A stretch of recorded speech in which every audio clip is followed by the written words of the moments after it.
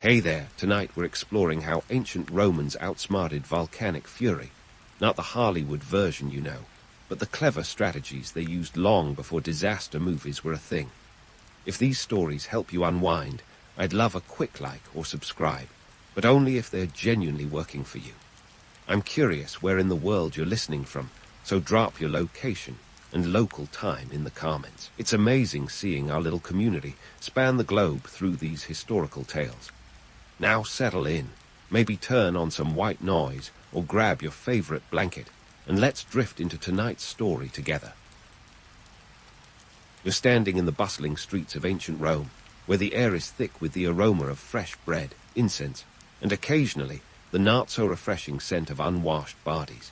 Yes, welcome to a time when plumbing was more of an aspiration than a reality. Now, as you're trying to dodge a chariot, let's talk about something you might not expect to encounter in this vibrant cityscape: volcanoes. Yep, those fiery mountains weren't just a modern-day problem. The Romans, bless their togas, didn't have the luxury of our geological know-how. They had no idea about tectonic plates or magma chambers. To them, a volcano was just a mountain with a bit of a temper, like when Mount Vesuvius threw a fiery tantrum in 79 AD and buried Pompeii under a thick blanket of ash. It's the ancient equivalent of a surprise party, minus the cake and balloons, and with a lot more lava. In Roman mythology, volcanoes were where Vulcan, the god of fire and forge, did his best work. Imagine Vulcan hammering away, forging weapons for gods and heroes, while occasionally letting the sparks fly a bit too far. The Romans believed these eruptions were the result of Vulcan getting a bit too enthusiastic with his anvil.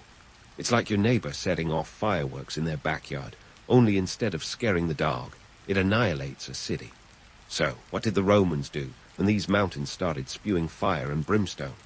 Well, their emergency preparedness plan was as sophisticated as you'd expect from a civilization that thought lead was a tasty addition to their plumbing. Spoiler alert, it wasn't exactly foolproof. There were no evacuation drills or emergency kits, just a shrug and a guards will be guards mentality. Let's zoom in on the infamous eruption of Mount Vesuvius. It's 79 AD, and you're in Pompeii, a city that was basically the Las Vegas of the Roman Empire, minus the neon lights, but with just as much debauchery. Life was good, and people were blissfully unaware that they were living in the shadow of a ticking time bomb. The explosion was so powerful it ejected a column of ash and pumice 33 kilometers into the sky. That's about the cruising altitude of modern jetliners, just to give you some perspective. Now, you might think, surely there were warning signs. Well, there were, but they were about as effective as a snowman in a sauna.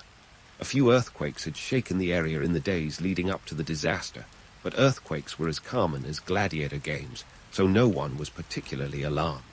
When the mountains started grumbling, folks were more likely to blame a grumpy god than impending doom. In the hours following the initial eruption, a rain of pumice stones began to fall, a gentle reminder from nature that it was time to pack up and leave. Some heeded the warning, but many stayed put, probably thinking they were just getting a free renovation for their rooftops. And then came the pyroclastic flows, deadly surges of superheated gas and ash that raced down the mountain at speeds of up to 700 kilometers per hour. To put that in perspective, Usain Bolt's top speed is about 44 kilometers per hour. Even he wouldn't have stood a chance.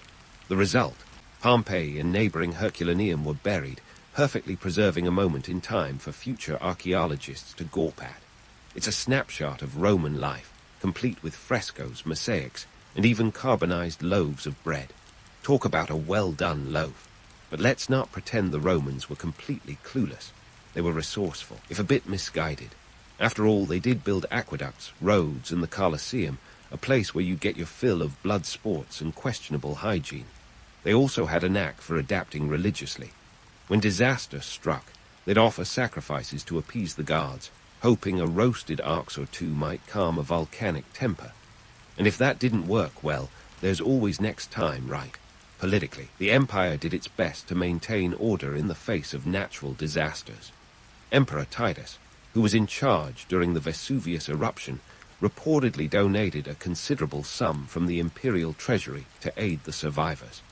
It's like FEMA, Roman style, but with less bureaucracy and more laurel wreaths. Emperor's response was crucial for maintaining stability and ensuring that faith in the godlike status of Roman leadership didn't crumble faster than a volcanic pumice stone. In the grand tapestry of Roman history, volcanoes were just another thread, albeit a fiery, explosive one. They were a reminder that even the mightiest empire wasn't entirely in control. Nature, with its indifferent power, could level cities and reshape landscapes in the blink of an eye. And the Romans, with their impressive legacy of engineering and culture, were left to ponder the whims of the gods they so fervently worshipped. So next time you hear about volcanoes, think of the Romans, standing in their sandals, looking up at the fiery sky, and hoping that Vulcan would take a coffee break. Maybe they weren't geologists, but they sure knew how to live life to the fullest, even with a volcano or two in the backyard. As the dust settled, quite literally, on the streets of Pompeii and Herculaneum, the aftershocks of Vesuvius's wrath rippled far beyond the ashen ruins. The Romans, those industrious empire builders, suddenly found themselves grappling with more than just a few charred remains. You see, the destruction of these cities wasn't just a colossal loss for the local real estate market, though let's face it, it was the ancient equivalent of a housing crisis. The real kicker, the eruption had a seismic impact on Roman trade and agriculture, like a volcanic domino effect that toppled more than just buildings. For starters, the breadbasket of the Roman Empire took a hit. Campania, the region home to Pompeii, was fertile ground, literally. It was a key area for grain production, a staple of the Roman diet and economy. The eruption blanketed fields with volcanic ash, rendering them about as useful as a chocolate teapot. Farmers faced the grim task of digging out their livelihoods from under meters of volcanic debris, a Herculean effort that would make even the famed hero himself balk. The ash, initially perceived as a nuisance, was a short-term disaster, but had some surprising long-term benefits. Over time, it enriched the soil with minerals, a silver lining that future generations would reap. But let's not get ahead of ourselves. In the immediate aftermath, it was a disaster of epic proportions. Trade routes, too, were thrown into disarray. Pompeii was more than just a party town with a penchant for frescoes. It was a bustling port city. Goods flowed through its harbors like wine at a Roman banquet, fueling the empire's insatiable appetite for all things exotic. With its sudden demise, the flow of goods was stymied. Merchants had to reroute their ships, likely griping all the while about the inefficiency of it all. Imagine your favorite coffee shop suddenly vanishing, and you're left scrambling to find your caffeine fix elsewhere. That's the kind of disruption we're talking about. Now, let's talk about the Romans' delightful ability to turn lemons into lemonade, or, in this case, volcanic ash into construction material. The Romans, ever resourceful, took a page from the waste not, want not handbook. They began using volcanic ash in their concrete, a move that was both innovative and pragmatic. Roman concrete, or opus cementitium, if you want to impress at parties, became renowned for its durability. It's no exaggeration to say that volcanic ash was the secret sauce that helped Roman structures endure through the ages. The Pantheon, still standing proud in Rome, owes much of its resilience to this volcanic ingredient, a testament to Roman ingenuity in the face of catastrophe. Economically, the empire had to tighten its proverbial belt. With the agricultural output disrupted and trade routes needing a reboot, there was less wealth flowing into the imperial coffers. Yet the Romans, never ones to let a crisis go to waste, saw opportunities amidst the rubble. Reconstruction efforts meant jobs, lots of them. Laborers, builders, and artisans suddenly found themselves in high demand as cities were rebuilt and new structures rose from the ashes. It was, in a way, an ancient version of the New Deal, with a focus on infrastructure that would make even FDR nod in approval. Socially, the landscape shifted as well. Survivors from the affected areas dispersed throughout the empire, taking with them their skills, knowledge, and naturally, their stories of survival. These displaced Romans contributed to the cultural melting pot that was the empire, adding new flavors to the Roman stew. It was a bittersweet migration, born of necessity, but it ultimately enriched the fabric of Roman society. Amidst all this, the political ramifications were not to be ignored. Emperor Titus, already juggling a burgeoning empire, had to navigate the tricky waters of disaster response. His handling of the crisis, pouring funds into relief efforts and ensuring the displaced were cared for, helped bolster his reputation as a compassionate leader. It was a calculated move, reinforcing the narrative of an emperor who was both benevolent and divinely ordained. After all, in a world where guards were as real as the cobblestones underfoot, keeping the populace believing that the emperor had divine favor was crucial. In the end, the eruptions of Vesuvius served as a stark reminder of nature's unpredictable power. The Romans, pragmatic as ever, adapted and innovated in the face of adversity. They rebuilt, they reorganized, and they repurposed, turning a disaster into an opportunity for growth and development. It's a story of resilience, of finding strength amidst the ashes, and of the indomitable human spirit that refuses to be extinguished, even by a mountain with a fiery temper. So next time you stroll past a crumbling Roman ruin or marvel at their engineering prowess, remember that some of their greatest achievements were born from the ashes of disaster. And while the Romans may not have had the scientific knowledge we do today, they certainly knew how to make the best of a bad situation. As we continue to unravel their story, know that this is just one chapter in the epic saga of an empire that refused to be toppled by the whims of nature. Stay tuned, because there's plenty more history where that came from. As we pick up the pieces from the ruins of Vesuvius, let's dive into the fascinating world of Roman politics and culture, where volcanic eruptions weren't just geological events. They were divine opportunities and political gold mines. Yes, in a world where guards rubbed elbows with senators, there was no such thing as a missed PR opportunity. Take Emperor Titus, for example. When Vesuvius decided to gate-crash the party in 79 AD, Titus seized the moment like a seasoned spin doctor. He wasn't just any emperor. He was the guy who turned disaster relief into an art form. Amidst the ashes, Titus emerged not just as a ruler, but as a savior. He didn't send out a tweet or stage a photo op. He rolled up his imperial sleeves and directed massive relief efforts. And in case you're wondering, yes, this was the ancient equivalent of winning hearts and minds, Roman style. The imperial treasury, which typically functioned like a black hole for tax revenues, suddenly opened up to help rebuild the devastated areas.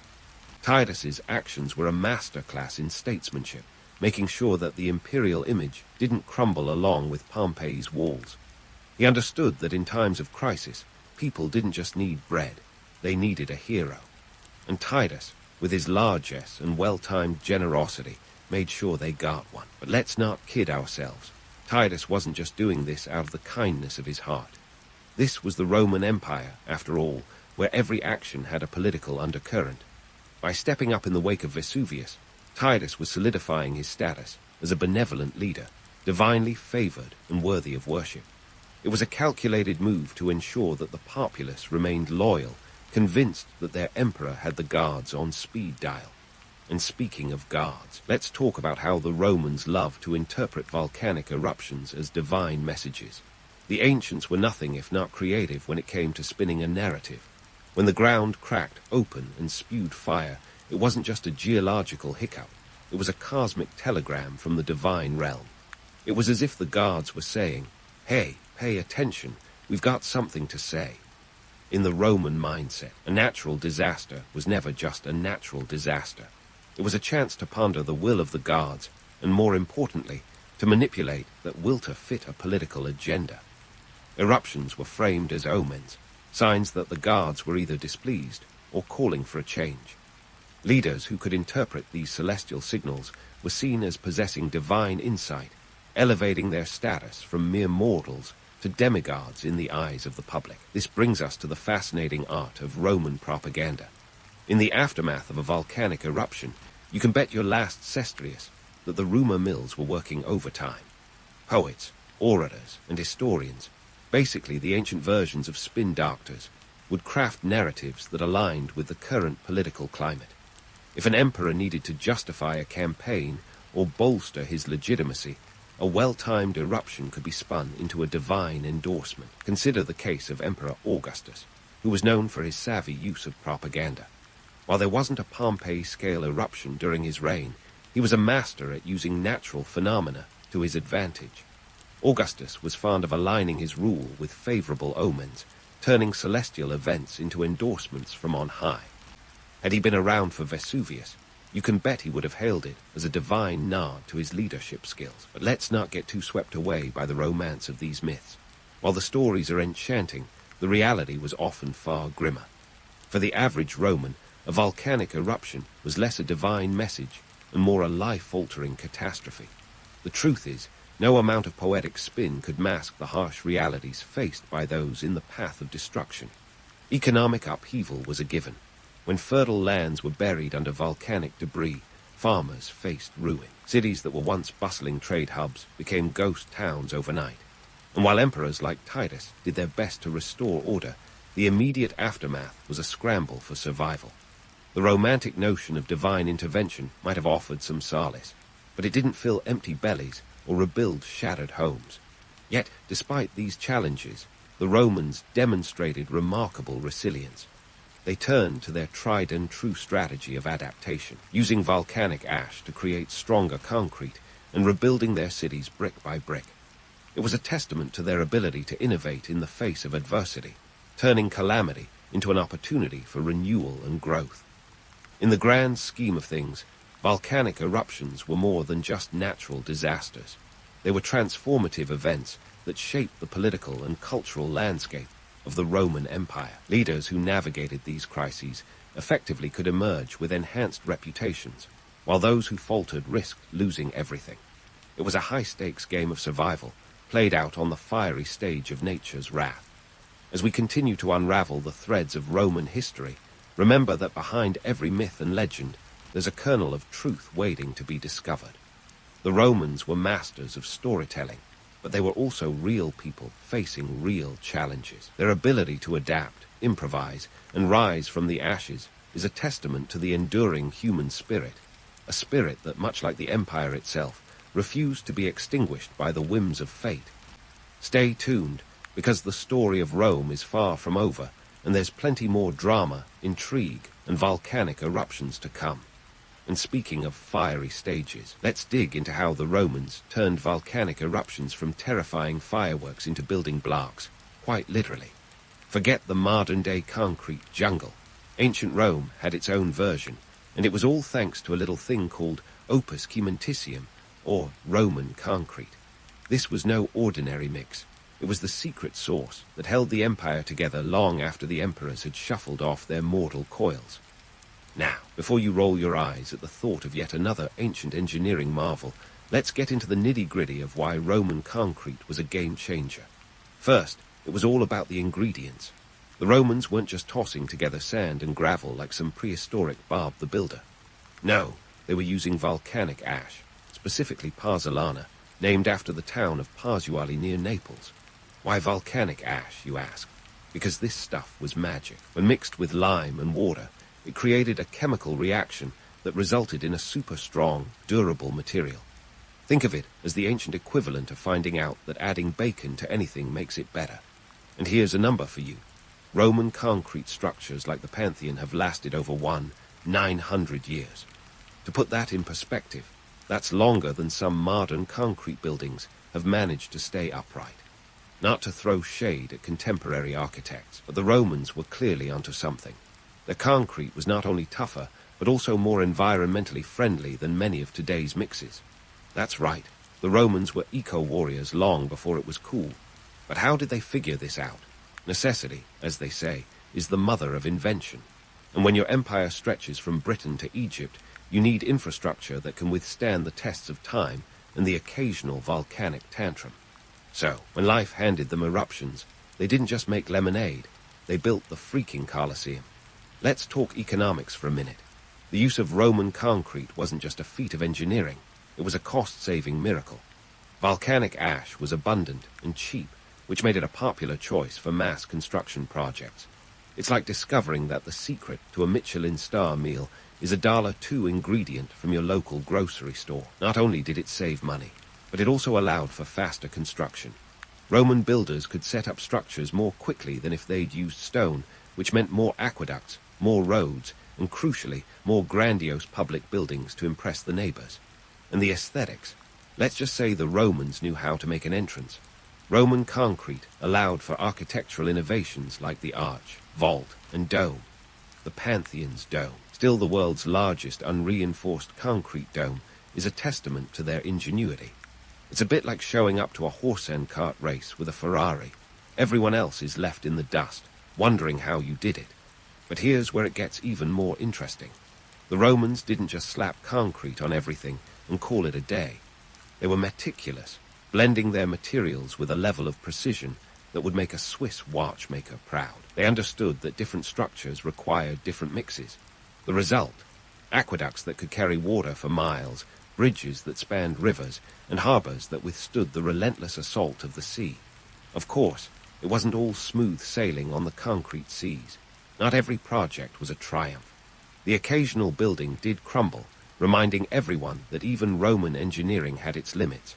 But the failures were learning opportunities, spurring further innovation. Each setback was one more step on the path to architectural greatness. It's like the saying goes, if at first you don't succeed, try again, preferably with a new recipe. The political implications of these engineering feats were as monumental as the buildings themselves. Public works were a way for emperors to cement their legacies, pun very much intended. Augustus, for instance, famously claimed to have found Rome a city of bricks and left it a city of marble. What he didn't mention was the role of concrete in making that transformation not just possible, but sustainable. It was a savvy move, ensuring that his name would be etched into history as the ruler who built an empire on volcanic ash. But let's not get too romantic about it. There's always a gap between the grandeur of the myths and the grit of reality.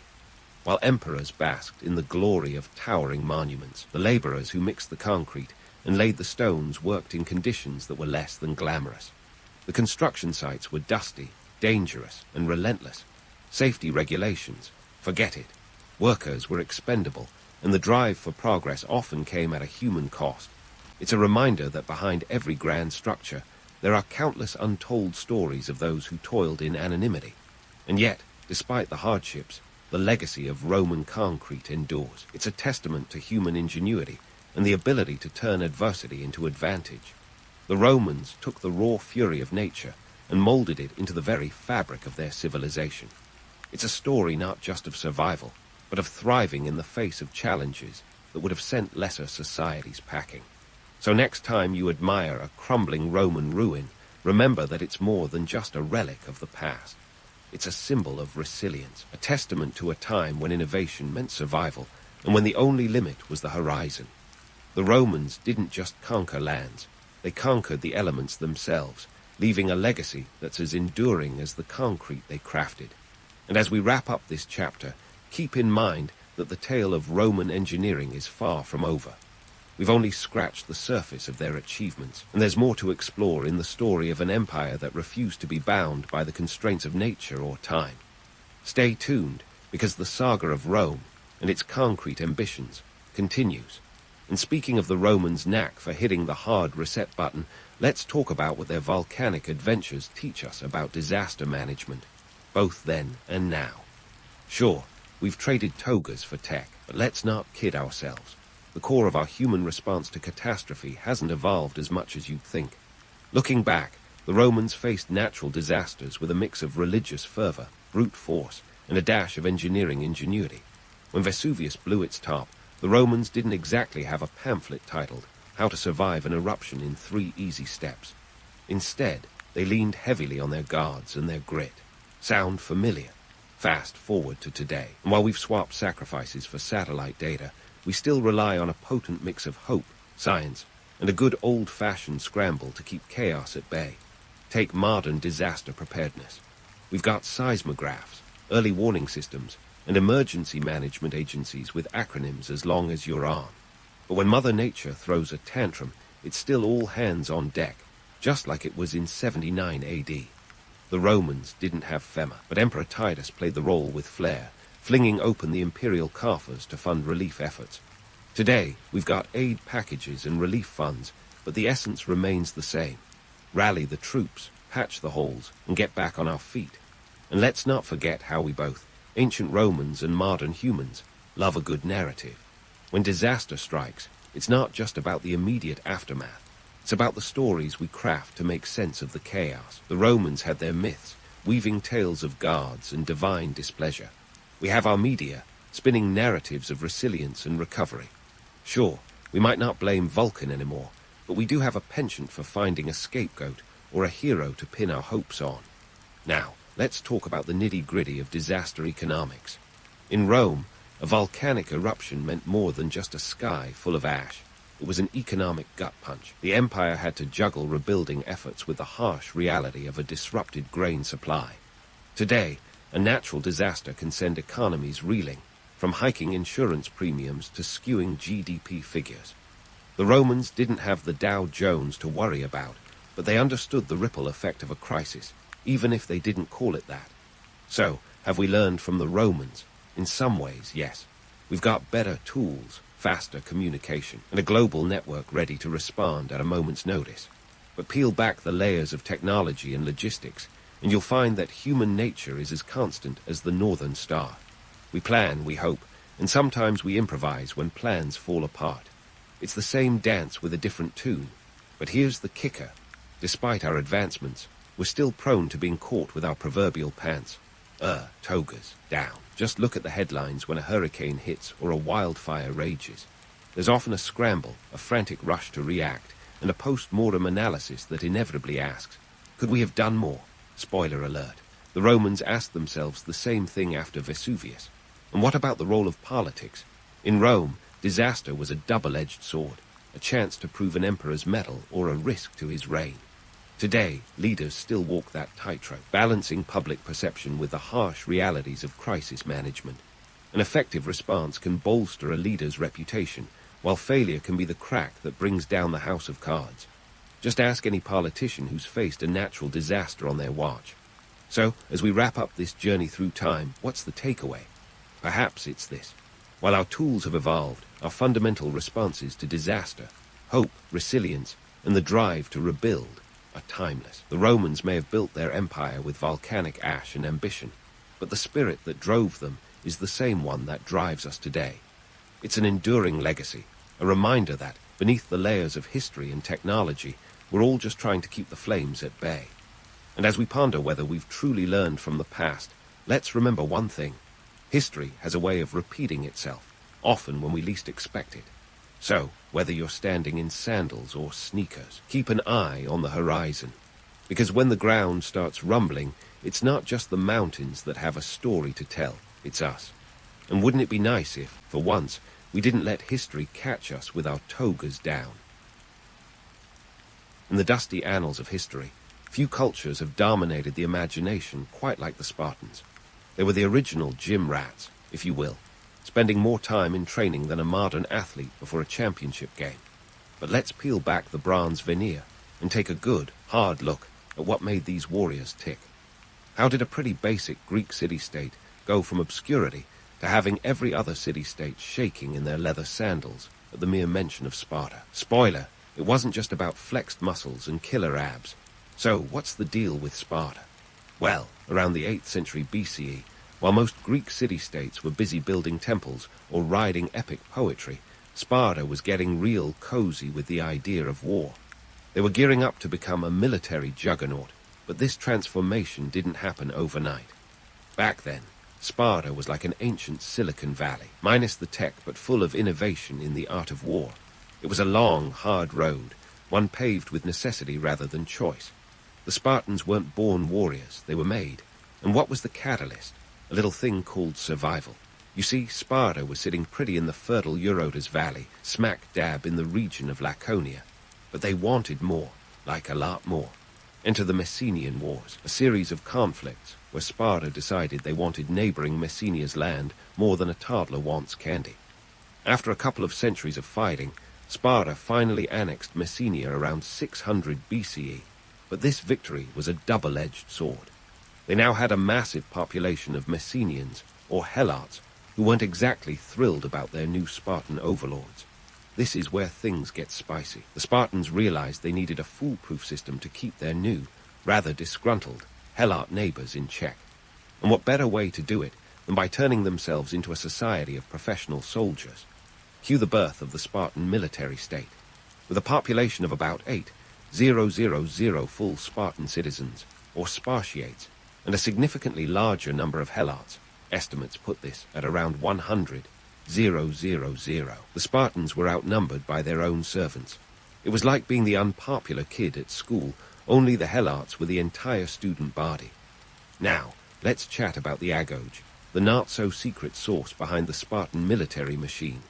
The Agoge was like a boot camp that kicked off at the tender age of 7. It was less summer camp and more school of hard knocks. Picture this. Young boys were yanked from their homes and thrown into a world where toughness and discipline were as essential as breathing. They learned everything from combat skills to how to survive with minimal resources. Think of it as the ultimate survival reality show, minus the cameras and with a lot more pain. But why such harsh training? Well, when your society's stability hinges on keeping a lid on potential uprisings, you need an army that's not just good but exceptionally brutal. The Spartan boys were taught to endure hunger, pain, and the elements. They were even encouraged to steal food as a lesson in stealth and cunning, but got a sound thrashing if caught. Talk about mixed messaging. The idea was to produce warriors who were not only physically tough, but mentally resilient. In the words of Plutarch, a famous Greek historian, the Agoge taught them to endure pain and conquer in battle. Spartan society was all about equality, at least if you were a male citizen. Land was divided equally among the Spartiates, and wealth wasn't measured in gold, but in land and the Helots who worked it. But here's the kicker. This so-called equality came with a hefty price tag. The Spartans lived in a constant state of military readiness, which meant there was little room for personal ambition or wealth accumulation. They didn't even have their own currency, but used cumbersome iron bars to discourage hoarding. Imagine trying to stuff those into your wallet. And let's not forget the women of Sparta, who were living proof that gender roles were a bit different in this warrior society. While most Greek women were busy weaving and avoiding the public eye, Spartan women were commanding respect and managing estates. They were encouraged to be physically fit so they could produce strong warriors, and they had more freedom and power than their sisters in Athens. Aristotle even grumbled about this in his writings, noting that Spartan women had too much influence for his taste. So, what does this all mean?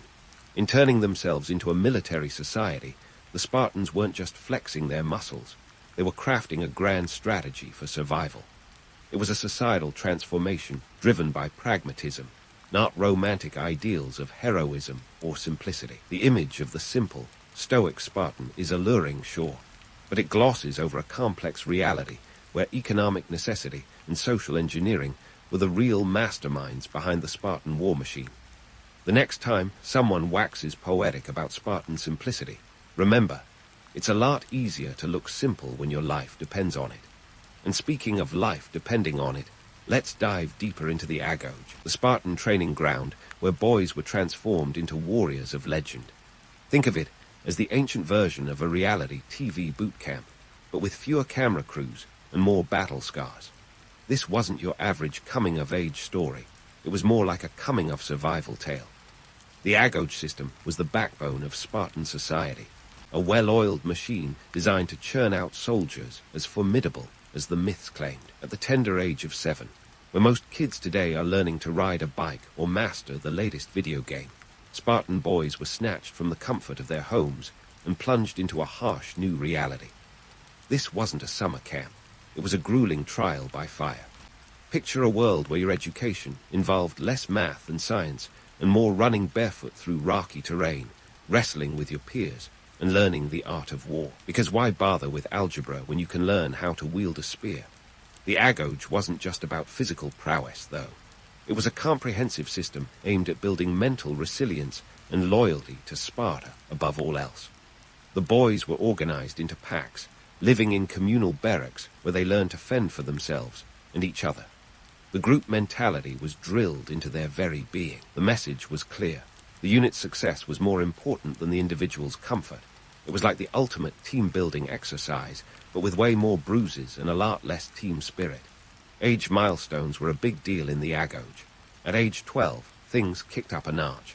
The boys' heads were shaved, and they were given a single garment to wear year-round. Talk about minimalism. Shoes. Forget it. If you thought walking barefoot on a sandy beach was a pain, try doing it on rocky Spartan soil. This was all part of teaching them endurance and self-reliance. They were expected to make their own beds from reeds and find their own food, sometimes resorting to theft, though getting caught meant a severe beating. So stealth was key. It was less Boy Scouts, more survival of the fittest. Now you might be thinking, why such brutality? Well, Sparta didn't become a military powerhouse by playing nice. This rigorous upbringing was crucial for maintaining their iron grip on society and keeping the Helots in check. Remember, the Helots outnumbered the Spartans by a significant margin, and a single uprising could spell disaster. So, the Spartan education system wasn't just about creating warriors. It was about creating a stable society armed to the teeth. By the age of 18, the boys were entering the final stages of the agoge. Known as the crypteia, this secretive phase was shrouded in mystery. Some say it was a rite of passage where the young men were sent into the wilderness with nothing but a dagger, tasked with terrorizing the Helot population to remind them who was boss. Others suggest it was more about honing their skills in stealth and assassination. Either way, it was an exercise in psychological warfare, both for the participants and the Helots. And let's not gloss over the economics of this military machine. Maintaining such a rigorous system came at a cost, both literally and figuratively. The Spartans didn't just invest in armor and weapons, they invested in their warriors' upbringing. The state bore the costs of the agoge, ensuring that every full Spartan male citizen contributed to the military might. This system of shared responsibility was key to their success, but came with strings attached. Personal wealth was secondary to the needs of the state, and Spartan citizens were expected to put their lives on the line for their homeland, a homeland that was as demanding as it was protective. But let's not pretend it was all glory and heroics. The harsh realities behind the romanticized tales of Spartan valor are as gritty as the terrain they trained on. The agoge was a relentless grind, a testament to the lengths a society will go to maintain power and control. It's easy to get swept up in the allure of Spartan simplicity and stoicism, imagining a world where honor and discipline reigned supreme. But behind the bronze, helmets, and scarlet cloaks was a society constantly teetering on the edge of survival, driven by necessity more than noble ideals. This wasn't just about creating the perfect soldier. It was about crafting a society that could withstand the pressures of its own making. The Spartans were playing a high-stakes game of chess, and the agoge was their opening move, a move that would echo through history, shaping perceptions of Spartan might and discipline. Yet, beneath the polished surface of legend lies a complex tapestry woven from the threads of fear, necessity, and ambition. So, as we pull back the curtain on the Spartan military machine, remember that the story of these warriors is as much about the brutal realities of life in ancient Sparta as it is about the legends they left behind. They weren't just soldiers. They were the embodiment of a society willing to sacrifice comfort for the sake of survival. And while the world may remember them for their martial prowess, it's their ability to adapt and endure that truly set them apart. But hold on tight, because there's more to this tale of grit and glory, and we've only scratched the surface. Indeed, the gritty realities of Spartan life were just as formidable as the warriors themselves. But let's shift our focus from the individual to the collective, the famed Spartan phalanx. Imagine a human tank meticulously organized and absolutely relentless. This was the tactical bread and butter that allowed Sparta to dish out some serious whoopings on the battlefield. But before we dive into the nitty-gritty of formations and maneuvers, let's dispel the notion that the phalanx was some magical secret sauce. It was more like a really good family recipe, shared and perfected among Greek city-states. But oh, did the Spartans know how to serve it up hot. Picture this: rows of Spartan hoplites, each armed with an aspie's shield, forming a shield wall so tight it could make a claustrophobic break into a sweat. These shields weren't just for show either. They were about 3 feet in diameter, made of wood and bronze, and weighed around 15 pounds. Now, slap on a helmet, breastplate, greaves, and arm yourself with a spear about 7 to 9 feet long, and you've got yourself a Spartan soldier ready for the phalanx. The whole kit could weigh upwards of 60 pounds, turning the average hoplite into a beefy wall of muscle and metal. It's like CrossFit, but with fewer selfies and more spears. The phalanx was a formation that thrived on cohesion and trust. Each warrior's shield protected not just themselves, but also the man to their left. This wasn't just a tactical maneuver. It was an expression of Spartan society itself, where the individual was always secondary to the group. The beauty of the phalanx was in its simplicity and effectiveness. As long as everyone held the line, it was like a bulldozer that could grind down enemy forces through sheer momentum and discipline. But if one soldier faltered, the whole line could buckle. In a way, it was a lot like life. You're only as strong as your weakest link. Now, you might be wondering, how did this phalanx give Sparta such an edge? Well, the Spartans took this common Greek formation and elevated it to an art form. While other city-states might dabble in phalanx warfare, the Spartans lived it. Their rigorous training and relentless drills ensured that they could execute complex maneuvers with precision that would make a synchronized swimming team jealous. They could pivot, advance, and retreat as if they were a single organism, not a collection of individual soldiers. This near-telepathic coordination was the stuff of legend and sent chills down the spines of their enemies. But let's not romanticize too much. The phalanx wasn't invincible.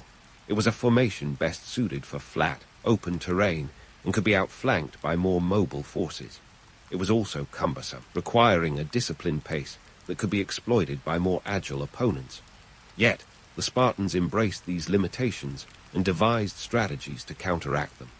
They were experts at choosing the right battlefield and timing their engagements to exploit their strengths. In essence, they were tactical chess masters who knew how to play to their advantages while minimizing their vulnerabilities. Of course, all this military might came with a hefty price tag. Equipping a single hoplite was no small feat. The average cost of a full set of gear could be substantial, equivalent to several months of a laborer's wages. And while the state provided for its soldiers, the economic burden wasn't trivial. Maintaining a well-equipped and ready military force required resources and wealth, resources that Sparta had to manage carefully, especially given their disdain for hoarding and luxury. Financial realities had a hand in shaping Spartan strategy, too. With a relatively small population of full citizens, the Spartans couldn't afford to lose too many men in battle. This made them cautious and calculated in their approach to war.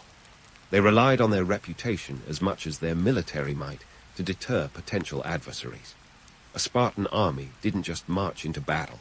It loomed large in the collective psyche of its enemies, often achieving victory before a single spear was thrown. Yet, these economic considerations were a double-edged sword. The need to sustain such a formidable military machine meant that the Spartans had to keep their Helot population in line.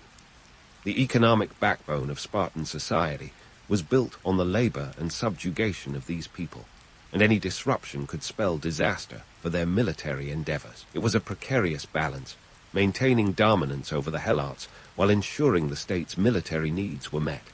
So, here we stand, knee-deep in the realities of Spartan warfare.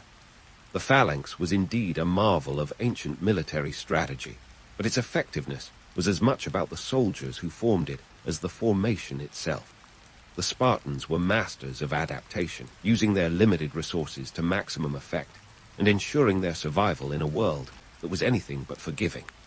Behind every spear and shield was not just a warrior, but an entire society driven by necessity, discipline, and an unwavering will to endure. As we tread further into this tale of Spartan grit and glory, let's keep in mind that the stories of their military prowess are as much about strategy and economics as they are about bravery and strength. The phalanx wasn't just a formation. It was a reflection of a society that knew how to turn its limitations into strengths and how to wield its reputation as a weapon as formidable as any spear. But don't hang up your helmet just yet. There's more to this saga, and the road ahead is as fascinating as the stories we've uncovered so far. Now, as we navigate the labyrinth of Spartan intrigue, it's time to lift the curtain on the political stage where our bronze-clad protagonists played out their roles. You see, the Spartans were more than just masters of the battlefield. They were also shrewd political operators. Think of them as the ancient world's version of power brokers, wielding influence with the same precision they used in their phalanxes. But before you start picturing them as toga-wearing diplomats, let's be clear. Their version of politics included a fair bit of muscle, both literal and metaphorical. First things first, let's talk about the Peloponnesian League. This was Sparta's strategic brainchild, a coalition of city-states with Sparta at its helm, formed around the 6th century BCE. It was like the Avengers, but with more backstabbing and fewer capes. The League wasn't just a collection of allies, it was a means for Sparta to extend its influence and ensure that its neighbors were more friend than foe. The key here was hegemony through diplomacy, or join us, or face the consequences. Subtle, not quite. Effective, absolutely. This league was Sparta's ticket to the big leagues, allowing them to punch above their weight in the Greek world. With allies like Corinth and Thebes at their side, they could project power far beyond their borders. But this wasn't just about military might. It was about creating a buffer zone to protect Spartan interests. After all, when your society is built on the fragile foundation of Helot labor, keeping potential threats at arm's length is a survival strategy, not just a political move. However, alliances are like high school friendships. They come with drama and require constant maintenance.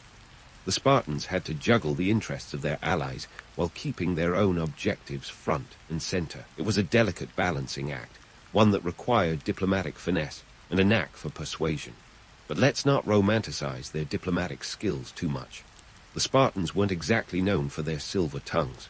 Rather, they relied on the unspoken threat of their military prowess to keep their allies in line. It's amazing how persuasive you can be when everyone knows you have the best-trained army in Greece. Now, let's pivot to the Peloponnesian War, that grand, drawn-out conflict between Athens and Sparta that kicked off around 431 BCE. This war was the ultimate test of Spartan strategy, a clash of titans that would reshape the Greek world. Picture it as the ancient equivalent of a heavyweight boxing match, but with more sandals and fewer rules. At its core, this war was about power and dominance, with Athens flexing its naval muscles and Sparta responding with land-based ferocity. Sparta's strategy was as straightforward as it was brutal.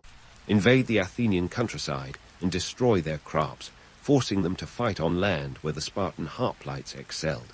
But Athens, with its formidable navy, was no pushover. They countered with their own strategy of raiding the Peloponnesian coastlines. It was a game of cat and mouse, with neither side willing to back down. The war dragged on for nearly 3 decades, draining resources and testing the endurance of both city-states. For Sparta, the economic strain was palpable. War isn't cheap, and even the most frugal society can't fight indefinitely without feeling the pinch.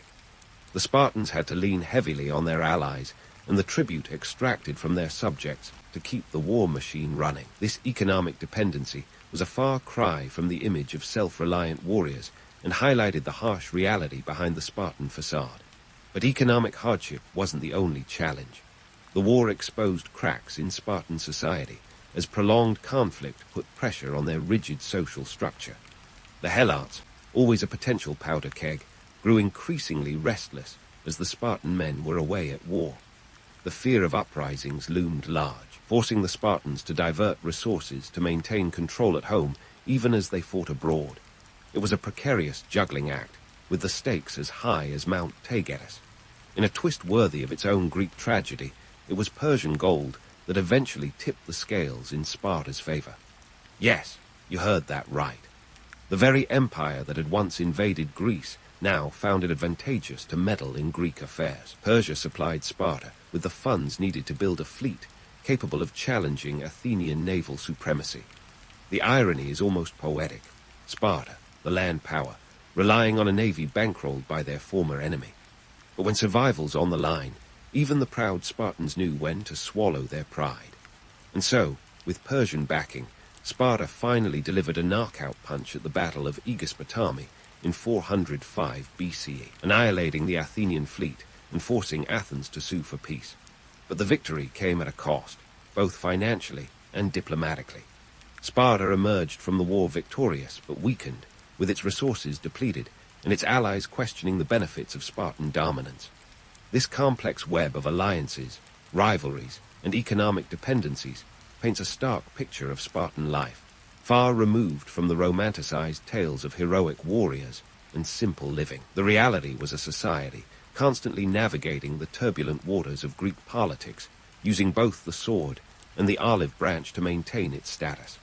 The Spartans were as much politicians as they were warriors, driven by necessity to adapt and survive in a world that was perpetually on the brink of chaos. In the end, the Peloponnesian War was not just a military conflict.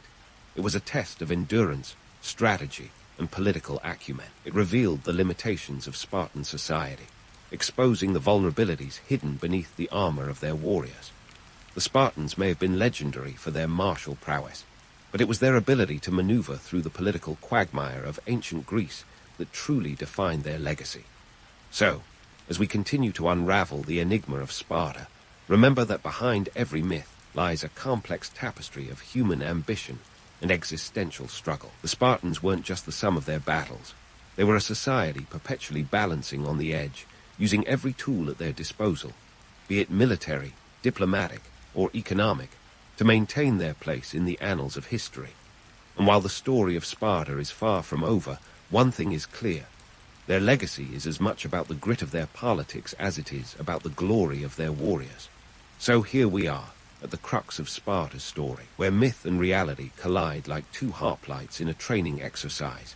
We've journeyed through the rise of a militaristic powerhouse, seen the phalanx in action, navigated the political chessboard, and now it's time to tackle the elephant in the room, the myth of Spartan invincibility. Spoiler alert, folks. It's a lot like the plot twist in a mystery novel. You kind of saw it coming if you were paying attention. Let's start with the Battle of Leuctra in 371 BCE, a moment that shattered the Spartan aura of invincibility like a dropped amphora. The Thebans, under the command of Epaminondas, rolled in with an innovative tactic that the Spartans just couldn't handle. Instead of the classic head-on phalanx clash, Epaminondas hit them with an oblique approach, stacking his troops on one side to punch through the Spartan line. It was like watching a master chess player pull off a checkmate while the Spartans were still setting up their pieces. The defeat was a gut punch to Spartan pride, and a stark reminder that even the greatest warriors can be outwitted. Economically, Sparta was already on shaky ground. By the 4th century BCE, the strain of maintaining a military state was starting to show. Their rigid social structure, which once seemed like a fortress, was now more like a house of cards. The number of full citizens, or spartiates, was dwindling faster than the snack table at a Spartan feast. From around 8,000 in the 5th century BCE, their numbers dropped to about 1,000 by the 4th century. This wasn't just a demographic hiccup, it was a full-blown crisis. Fewer spartiates meant fewer soldiers to man the phalanx, and the writing was on the wall in bold, red letters. The Helots, those disenfranchised laborers who kept Spartan society running, weren't exactly thrilled with their lot either. They were the engine behind the Spartan war machine, but engines can sputter when neglected. The constant fear of rebellion forced the Spartans to keep one eye on their fields and the other on their borders, a level of paranoia that would make even the most seasoned conspiracy theorist blush. It was a precarious balance, and the Spartans were teetering like a tightrope walker in a windstorm. As if internal strife wasn't enough, the geopolitical landscape was shifting faster than a Spartan's footwork in a dance-off. With the rise of Macedon under Philip Roman II and later his son, Alexander the Great, Sparta found itself on the sidelines of a game it once dominated. The Macedonians brought new military innovations, and Sparta, with its rigid adherence to tradition, was like an old warhorse refusing to adapt. They missed the memo that sometimes you need to upgrade from bronze to iron, not just in your weapons, but in your tactics as well. Now, let's chat about the romanticized vision of Sparta that persists to this day. The image of stoic, disciplined warriors with abs that could grate cheese is undeniably appealing. It's the kind of stuff that makes for great Hollywood blockbusters and motivational posters. But let's not forget the reality behind the legend. A society that was as brittle as it was strong, thriving on the backs of the oppressed, and eventually undone by its inflexibility. Sparta's story is a cautionary tale about the dangers of stagnation and the hubris of believing in your own myth. Sure, they were the top dogs for a while, but their refusal to change with the times was their Achilles heel. They were the ultimate example of if it ain't broke, don't fix it, until it broke, and they didn't know how to fix it. So, what can modern societies glean from this saga of sinew and spears? For starters, adaptability is key. Sticking to tradition is all well and good until it becomes a straitjacket. Innovation, whether in warfare or governance, is crucial for survival. The Spartans were masters of the battlefield, but when the rules changed, they were left playing catch-up. a lesson that rings true in any era. Moreover, economic and social resilience is just as important as military might. Sparta's rigid caste system and economic reliance on the Helots were cracks in the foundation that widened over time. A society's strength is not just in its warriors, but in its ability to support them sustainably. And let's not forget the power of perception. The Spartans wielded their reputation as deftly as their spears, but reputations can be as fragile as they are formidable. Once the myth of invincibility was shattered, it was hard to piece back together. In the end, the legend of Spartan invincibility was as much a creation of their enemies' fears as their own prowess.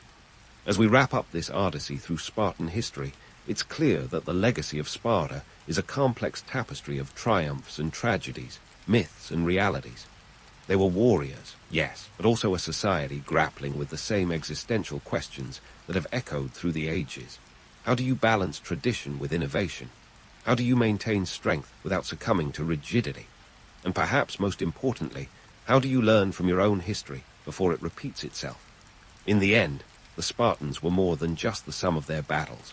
They were a testament to the enduring nature of human ambition and the perennial struggle to adapt and survive. Their story is a reminder that history isn't just about what happened, but about what it can teach us, if only we're willing to listen. So next time you hear someone wax lyrical about the glory of Sparta, remember that behind the shining armor and heroic tales lies a sobering lesson in the delicate dance between legend and reality. A thin strip of land, hugged uncomfortably by the Mediterranean on one side and rugged mountains on the other, might not seem the likeliest birthplace for a civilization that would become the ancient world's equivalent of Amazon Prime. But the Phoenicians, who called this stretch of today's Lebanon home, knew how to turn a disadvantage into a dazzling display of maritime mastery. You see, when your backyard is mostly rocks and not much else, you either get inventive or you get out, and the Phoenicians chose both. Let's set the scene a bit. It's somewhere around 1500 BCE, and the Phoenicians are staring at their barren hills, thinking, well, this isn't going to feed us. Their land was devoid of the lush, bountiful resources many of their contemporaries enjoyed. No fertile valleys like Egypt, no grand rivers like Mesopotamia.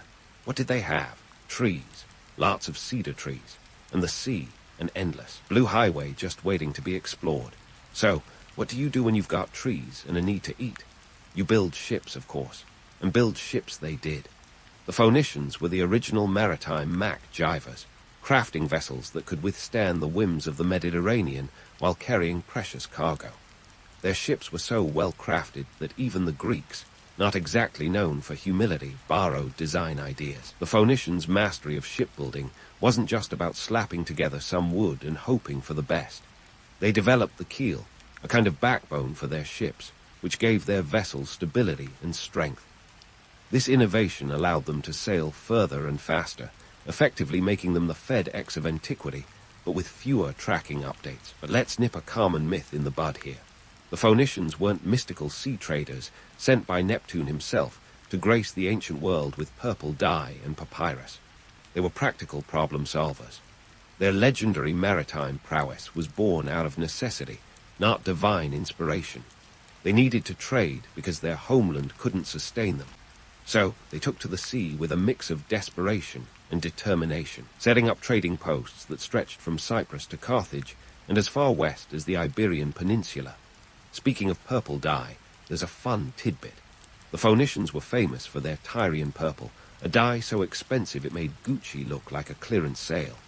This color was derived from the murex snail, and it took about 10,000 snails to produce just 1 gram of dye. Needless to say, only the elite could afford to drape themselves in this regal hue. This wasn't just some fancy fashion statement, though. Sporting Tyrian purple was akin to waving a flag that screamed, "I'm important, and my wallet's as deep as the sea." Now, back to the whole navigation thing. The Phoenicians didn't have GPS, but they were no slouches with a star chart. They were among the first to use the North Star for navigation, a stellar innovation that allowed them to sail at night with confidence. This was a game changer, opening up trade routes that others wouldn't dare attempt. And while the idea of navigating by the stars might sound romantic, it was far from easy. One wrong calculation, One misread constellation, and you could find yourself delivering goods to the wrong empire. In addition to their nautical know-how, the Phoenicians were also linguistic innovators. They developed an alphabet. Yes, one of the earliest forms of what you're using to read this right now. Before this, people were chiseling out whole stories in pictures, which was about as efficient as texting with a rotary phone. Their alphabet was simpler, more accessible, and it spread faster than a viral TikTok dance. This innovation didn't just streamline communication, it revolutionized it, simplifying trade transactions and record-keeping across their network of colonies and trading partners. Of course, not everything about the Phoenicians was sunshine and sea breezes. Their success inevitably drew attention from some of history's more aggressive neighbors. Empires like the Assyrians and Babylonians had a habit of knocking on their door, not for a friendly chat, but rather to extract tribute or outright conquer. Despite these constant threats, the Phoenicians thrived, not through military might, but through their wits and wiles, paying tribute when necessary and retreating to the sea when things got too heated on land. So there you have it, a civilization born from the rocky embrace of Lebanon's coastline, forced by scarcity to embrace the sea, and in doing so became masters of it. The Phoenicians weren't mystical, they were resourceful. They weren't just traders, they were innovators, leaving a legacy of maritime prowess and linguistic ingenuity. And as for their reputation as mystical sea traders, well, let's just say it's a bit like thinking of Silicon Valley as a magical land of unicorns. Sure, it's a nice thought, but the reality is a lot more about hard work, clever ideas, and a little bit of ruthless pragmatism. Speaking of reality, let's dive into one of the most bizarre success stories of the ancient world, Tyrian purple dye. This wasn't just a color, it was a phenomenon, a status symbol that could turn a nobody into a somebody faster than you can say, "Pass the Murex." Now, when you think of luxury, you might imagine a fine fragrance or a silky texture. Tyrian purple was neither. Instead, it was more akin to an olfactory assault, an ancient version of "smell my success," courtesy of decomposing mollusks. Let's paint the scene here, pun intended. The Phoenicians, residing in city-states like Tyre and Sidon, had a coastal resource that no one else had thought to exploit, the Murex snail. These little critters were the source of the most coveted color in the ancient world. But before you glamorize this operation, understand that creating Tyrian purple was less glamorous and more of a nose-pinching ordeal. Extracting dye from the Murex was a process that involved collecting thousands of these snails, letting them rot. Yes, rot. And then extracting their precious secretion. Imagine a seaside city not smelling like fresh salt air, but rather like a fish market on a hot day. Yet this pungent process didn't deter demand. Why was this stinky substance worth its weight in gold, or at least silver? Well, exclusivity, my friends. It was a color that screamed power, wealth, and divine favor. In a world where most clothes were plain and uncolored, wearing purple was like owning a limited edition sports car today. And it wasn't just any purple. It was a rich, deep hue that didn't fade in sunlight. Unlike other dyes, it symbolized permanence and by extension a sort of immortality in the eyes of those who donned it. Now, let's bust a myth or two. Contrary to popular belief, the Phoenicians weren't the inventors of purple dye. Earlier civilizations had dabbled with Murex-based colors, but it was the Phoenicians who industrialized the process, turning it into a booming business. They were the first to realize that people would pay through the nose for the privilege of smelling like a tide pool if it meant projecting power. Think of the Phoenicians as the first luxury brand marketers. They created demand by associating their product with status, ensuring that Tyrian purple became the ancient equivalent of a red carpet look. And here's a fun fact. It took about 250,000 Murex snails to produce just 1 ounce of dye. That's a lot of snails for a toga, let me tell you. This painstaking process made Tyrian purple prohibitively expensive, reserved for emperors, kings, and the highest echelons of society. Roman emperors like Nero famously decreed that only they could wear garments dyed with this color, cementing its status as a symbol of ultimate authority. When you wore Tyrian purple, you weren't just showing off wealth, you were making a political statement. Economically, this stinking gold mine allowed the Phoenician city-states to thrive. They weren't just exporters of dye, they were creators of a cultural phenomenon. Their control over the production and distribution of Tyrian purple gave them leverage in trade negotiations. turning their small coastal cities into bustling centers of commerce. What's more, they didn't just sell the dye, they sold the idea of exclusivity. The Phoenicians were ancient PR wizards, crafting a narrative around their product that made it irresistible to those who could afford it. So, why did people put up with the smell? Simple. Power smells sweet, even if the source doesn't. The allure of Tyrian purple was so strong that it transcended its odor, proving that when it comes to luxury, the story and the status can outweigh the reality.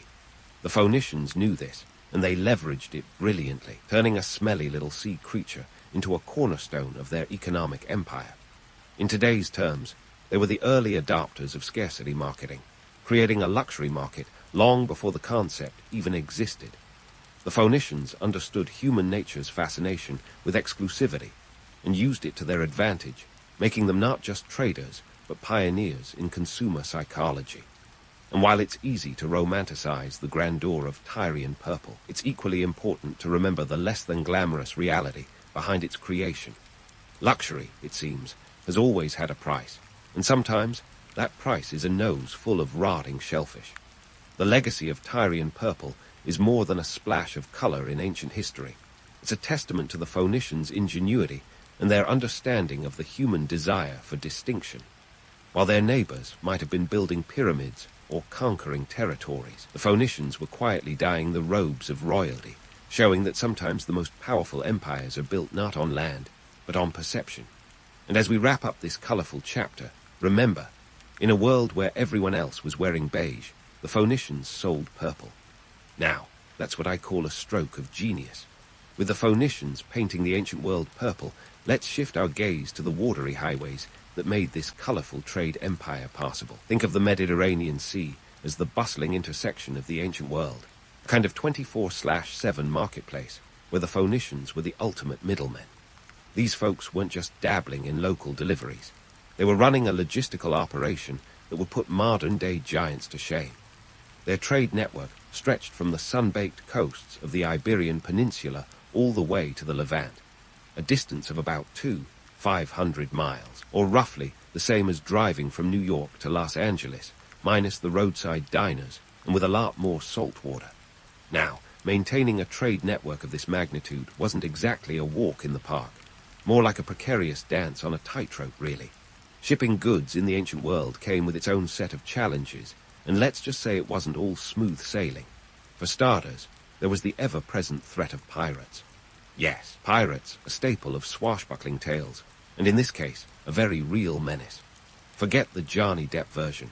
These sea bandits were more like the IRS of the ocean, except their audits were unannounced and involved a lot more swords. The Phoenicians, always practical, became adept at evasive maneuvers and clever negotiations, sometimes employing their own version of protection money to ensure safe passage. Then there was political instability, the ancient equivalent of a shipping delay. With empires like Egypt, Assyria, and Babylon constantly vying for power, the Mediterranean was a hotbed of unpredictable alliances and sudden betrayals. The Phoenicians navigated this choppy political sea with the skill of seasoned diplomats, often paying tribute to avoid conflict and keeping their trading routes open. It was like playing chess on a board where the rules changed daily, a challenge, to say the least. But what really set the Phoenicians apart was their knack for strategic placement. They peppered the Mediterranean with a network of colonies and trading posts, each acting like a node in a well-oiled machine. From Gadia, modern-day Cadiz in Spain, to Carthage in North Africa, these outposts served as refueling stations and safe havens, allowing their ships to hopscotch across the sea. Carthage, in particular, became a major hub, sort of ancient world duty-free shopping center, where goods from across the known world could be exchanged. It's no exaggeration to say that without such strategic points, the Phoenician trade network might have sputtered out in the face of adversity. The goods themselves were as varied as the challenges of transporting them. The Phoenicians weren't just purveyors of luxury items like Tyrian purple. Their ships were loaded with everything from metal ingots to olive oil, wine, and grain. Picture a floating Costco, minus the oversized shopping carts, but with a similar array of bulk goods. They also traded in less tangible commodities, like ideas and innovations. The alphabet they developed spread through these trade routes, leaving a linguistic legacy that would shape future civilizations. Now, let's talk ships. The Phoenician fleet was the pride of their civilization, engineered to handle both the Mediterranean's calm and its ferocity. These weren't just any boats. They were sleek, agile, and built for speed, with square sails that caught the wind and oarsmen who could power through lulls. Some of the larger merchant vessels could carry up to 450 tons of cargo, which, for context, is about the weight of 75 elephants. These ships were the unsung heroes of the Phoenician trade network, braving storms and sea monsters. That's right, sea monsters were a legitimate fear back then, proving that even in ancient times, humans loved a good yarn about the mysteries of the deep. But here's the kicker. Despite the inherent dangers, the Phoenicians thrived. Their ability to adapt and innovate was their secret weapon. They weren't just dealing with pirates and political turmoil, they were thriving in it, turning adversity into opportunity with the deftness of a seasoned gambler. It's a testament to their resilience that, even after being buffeted by the winds of change for centuries, their influence persisted long after their civilization had faded from prominence. This is where we debunk another myth, the notion that the Phoenicians were merely traders. Sure, commerce was their lifeblood, but they were also cultural ambassadors, spreading knowledge, technology, and ideas wherever their ships sailed. So next time you think of the Phoenicians, don't just picture them as merchants haggling over dye prices. Imagine them as the original global connectors, weaving a web of trade and culture that spanned the ancient world. As we continue our journey through the fascinating tapestry of Phoenician history, remember that their story is one of ingenuity and adaptability. They weren't just riding the waves. They were making them, setting the stage for the interconnected world we live in today. And while the hazards they faced may seem distant and quaint, the reality is that the dynamics of trade, politics, and innovation are as relevant now as they were then.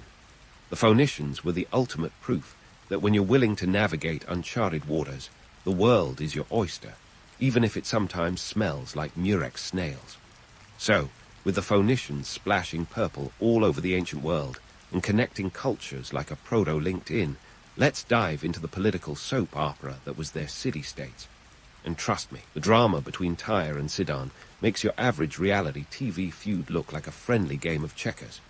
Picture the Mediterranean coast dotted with these bustling city-states, each a mini-kingdom with its own ambitions, agendas, and of course, rivalries that could rival the Hatfields and McCoys. First up, Tyre, the flashy overachiever of the Phoenician family. Now, Tyre wasn't your run-of-the-mill city-state. By the time it hit its stride, Tyre was a rich, powerful island fortress, practically giving the middle finger to mainland invasions. Its unique geography, a rock-solid island just offshore, connected to the mainland by a causeway, made it a tough nut to crack. You could say it was the ancient equivalent of a gated community, but one with a much more hostile HOA.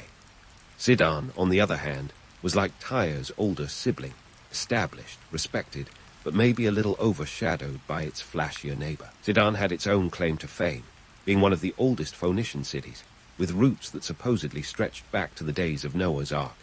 It was known for its skilled artisans and shipbuilders, producing goods that were as much in demand as an iPhone on launch day.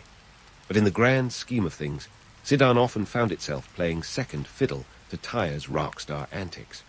Now, the rivalry between these two wasn't just about who had the better beachfront property. It was a clash of economic interests and political influence, the kind of competition that makes modern trade wars look like playground squabbles. Both cities were jostling for control over lucrative trade routes and resources, each trying to outmaneuver the other like two chess masters on a board that was constantly shifting under their feet. And speaking of shifting, let's not forget the role of priest-kings in this whole circus. These were the folks who wore two hats, religious and political, and somehow managed to keep them both from falling off. In Phoenician society, the king wasn't just a secular ruler. He was the high priest of the city's patron god, wielding divine authority like a spiritual CEO. This dual role meant that religious and political decisions were as intertwined as a pair of earbuds left in your pocket. Priest-kings had to be master negotiators, balancing the spiritual well-being of their city with its economic and political needs. It was a delicate dance, especially when larger empires like Egypt and Assyria came knocking with demands that were less friendly request and more offer you can't refuse.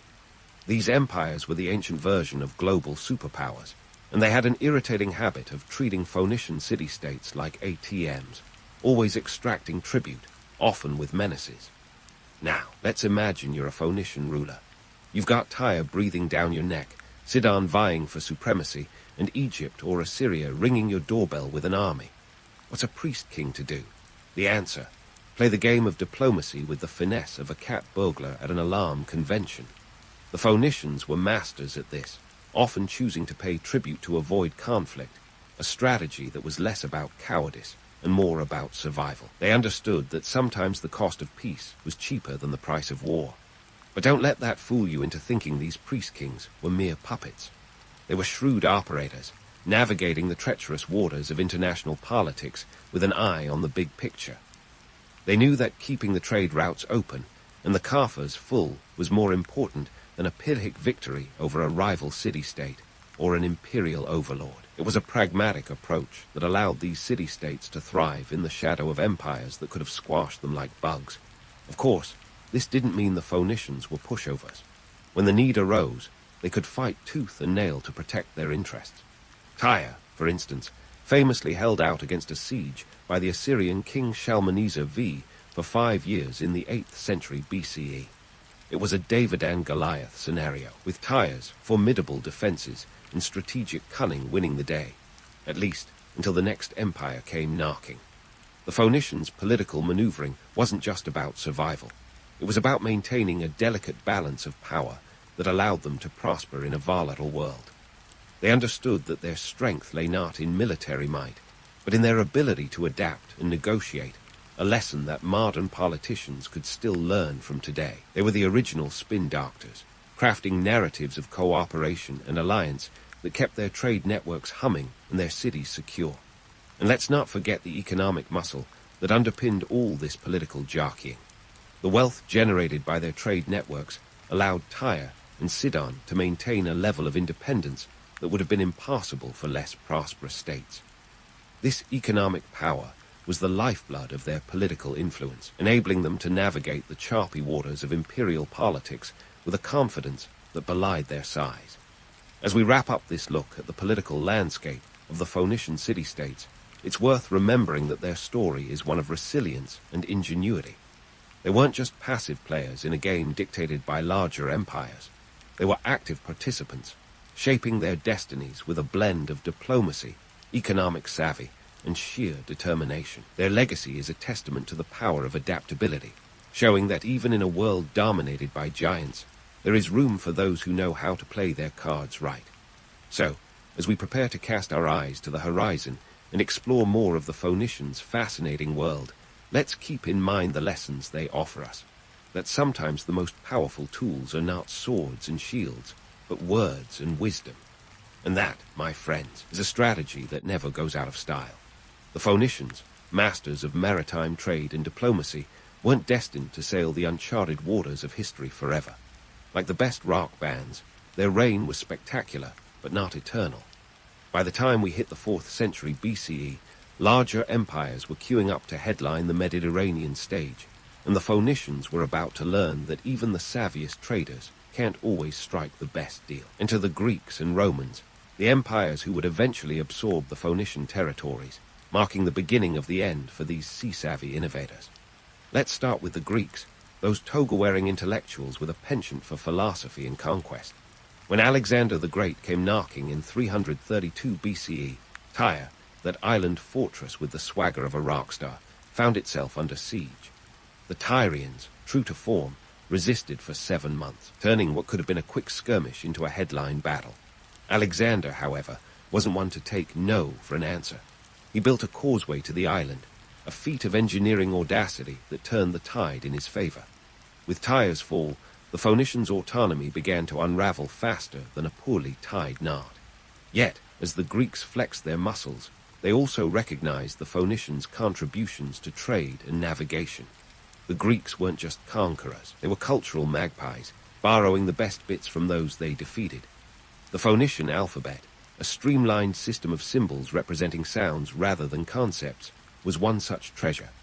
It was a departure from the cumbersome cuneiform and hieroglyphs of earlier civilizations, and it spread like wildfire, morphing into the Greek alphabet and eventually the Latin script.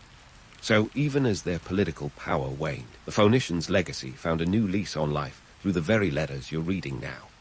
Just as the Greeks were getting comfortable, the Romans came marching in with their legions and an appetite for expansion that made Alexander look like a part-time enthusiast. Rome, with its relentless ambition, absorbed the remnants of Phoenician territories like an empire-sized sponge. Carthage, the jewel of Phoenician colonies, became the center of attention in a series of conflicts known as the Punic Wars. These weren't your garden variety skirmishes.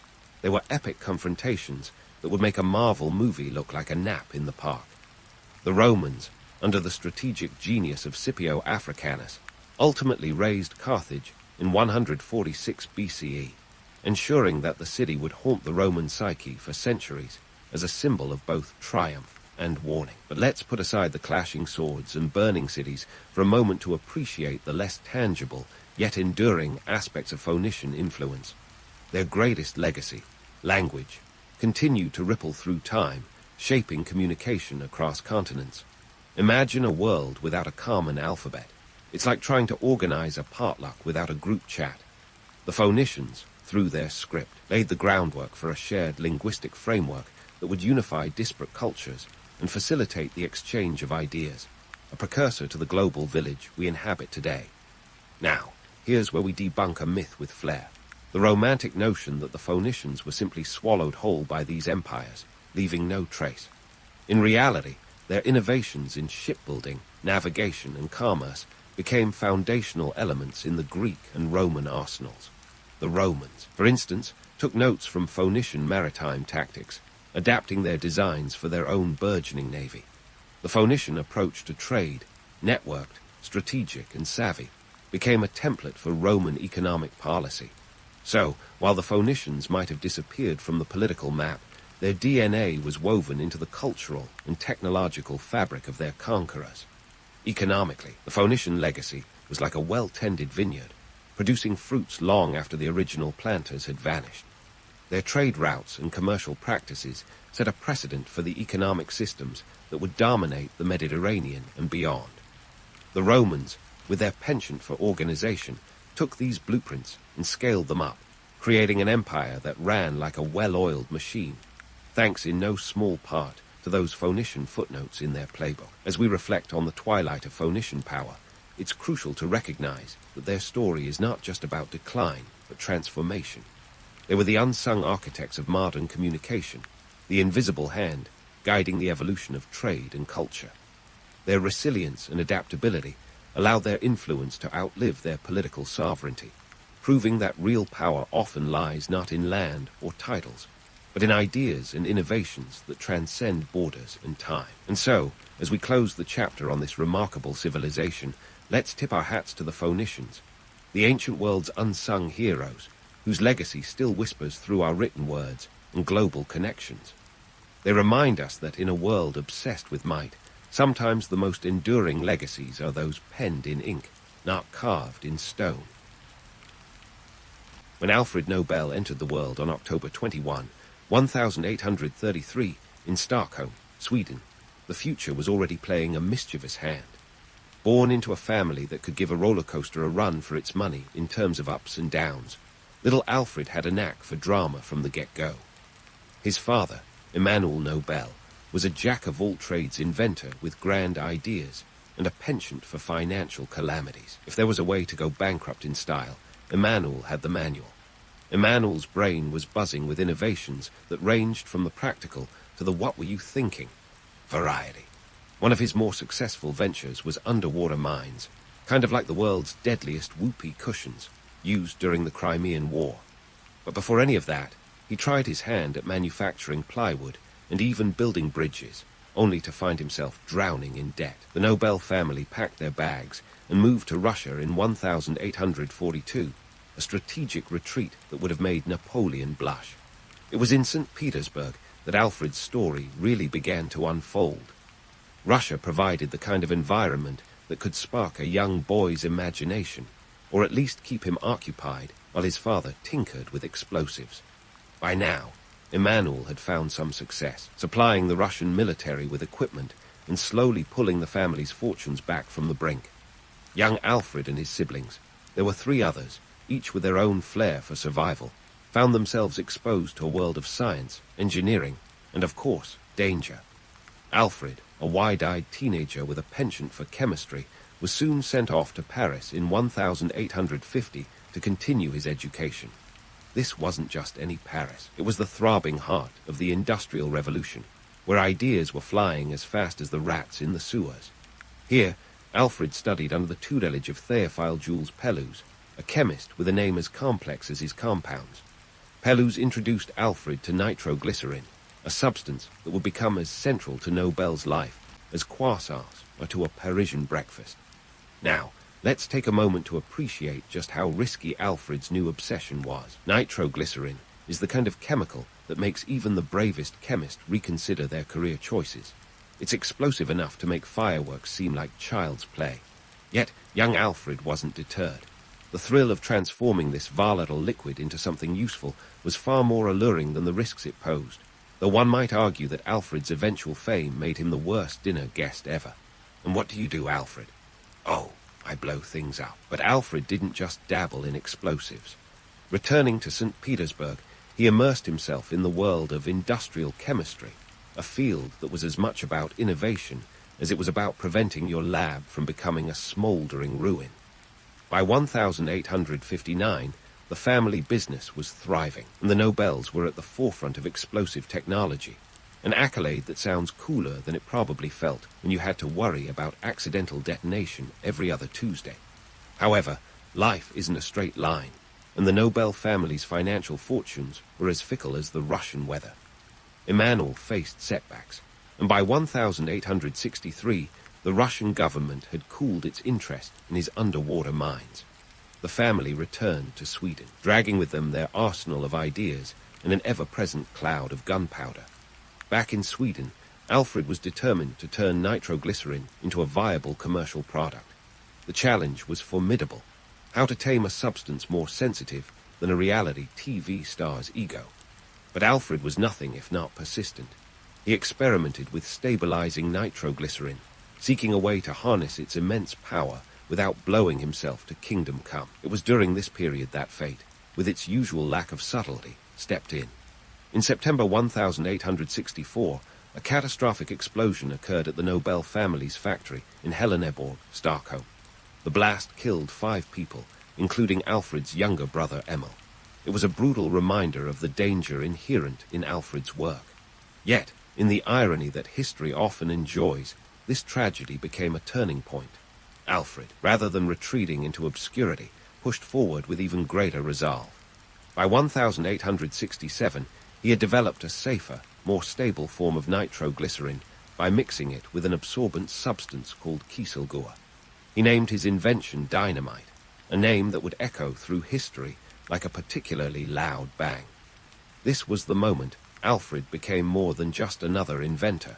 He became a legend, albeit one with a knack for accidental destruction.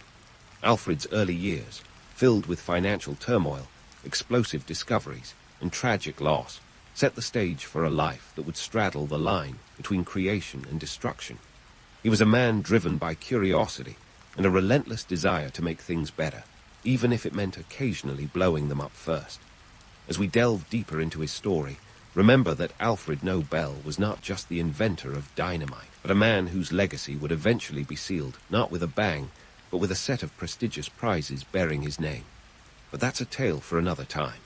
So, we left off with Alfred Nobel cooking up dynamite in 1867, an invention that would make him infamous and wealthy, and much like a rock star, he couldn't have predicted the whirlwind of fame and misfortune that followed.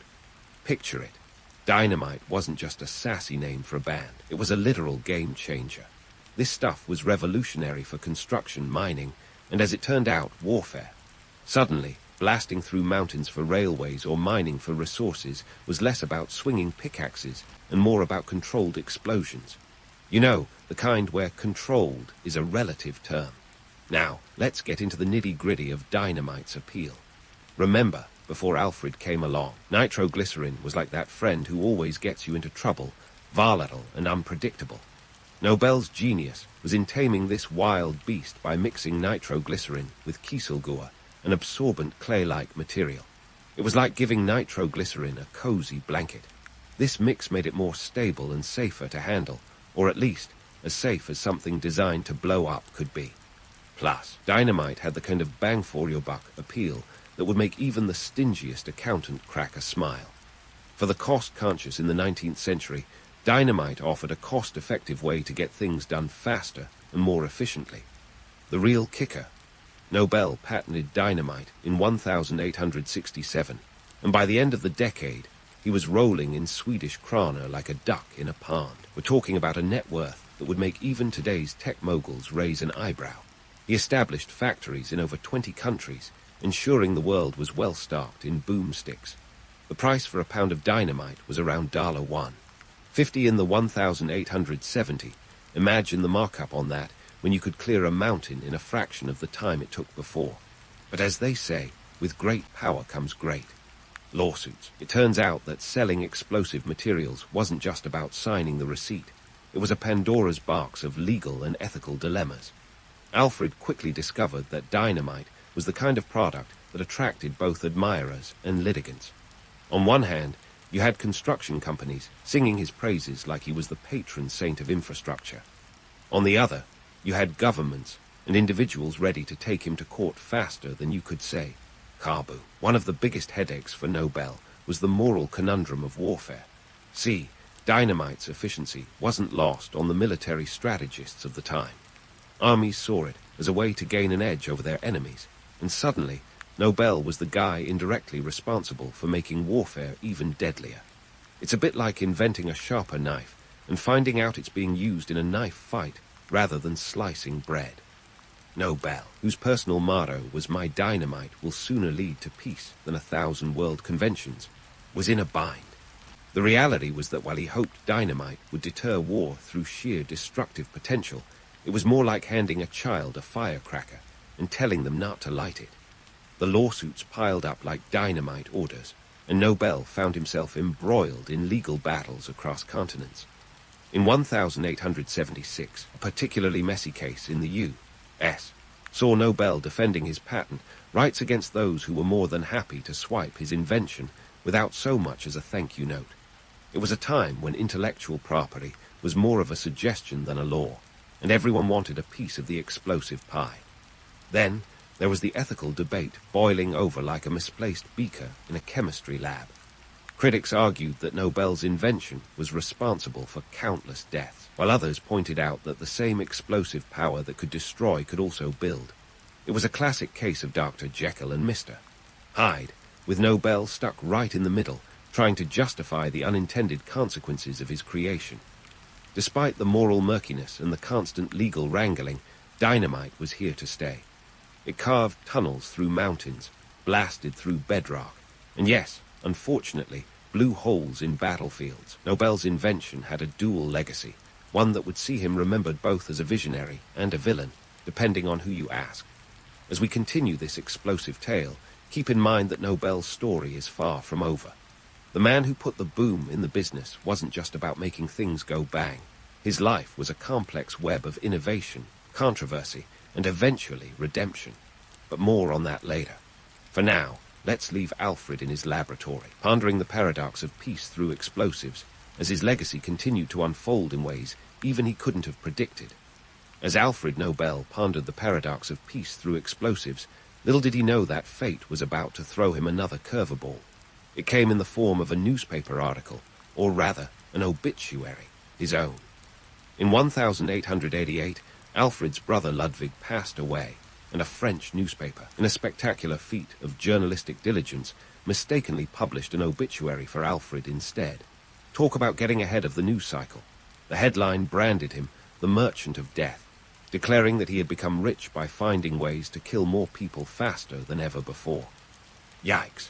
If Alfred had been looking for a sign from the universe to reconsider his life choices, this was it, served up with all the subtlety of a dynamite blast. Imagine reading that you were being remembered not as an innovator or a philanthropist, but as a peddler of death. For Alfred, It was an existential crisis wrapped in a PR disaster, with an emotional cherry on top. Here was a man who had spent his life walking the tightrope between creation and destruction, suddenly faced with the stark reality of how he might be remembered. It was like being nominated for the Nobel Prize in irony. This rude awakening lit a fire under Nobel that wasn't fueled by nitroglycerin. He was determined to rewrite his legacy, not with words, but with actions that would speak louder than any headline. Thus began a journey of redemption that would culminate in one of the most prestigious accolades in the world today, the Nobel Prizes. In 1895, Nobel put pen to paper and drafted a will that would shock his family and the world. His decision to allocate the bulk of his fortune, estimated at over 31 million Swedish krona, around $265 million in today's dollars, to fund annual prizes in physics, chemistry, medicine, literature, and peace was nothing short of revolutionary. It was a move that combined his love for science and humanity with a desire to be remembered for something life-affirming rather than life-ending. Nobel's will was a masterstroke of legacy crafting. By transforming his wealth into a perpetual fund for the advancement of human achievement, he effectively turned his explosive earnings into a force for good. But as with all things Nobel, it wasn't without its complications. His family, particularly his nephews, were less than thrilled. They were expecting a more traditional distribution of wealth. You know, the kind that doesn't involve a committee in Stockholm deciding who gets a medal every year. Yet, Nobel was resolute, wanted to ensure that his legacy wasn't just about dynamite, but about dynamism, the kind that comes from pushing the boundaries of knowledge and fostering peace. It was a bold plan to ensure he wouldn't be remembered solely as the guy who made things go boom. The establishment of the Nobel Prizes also reflected the zeitgeist of the late 19th century, a period rife with scientific discovery and a burgeoning global discourse on peace. Nobel, ever the forward thinker, tapped into this cultural momentum, aligning his posthumous reputation with the spirit of progress and enlightenment.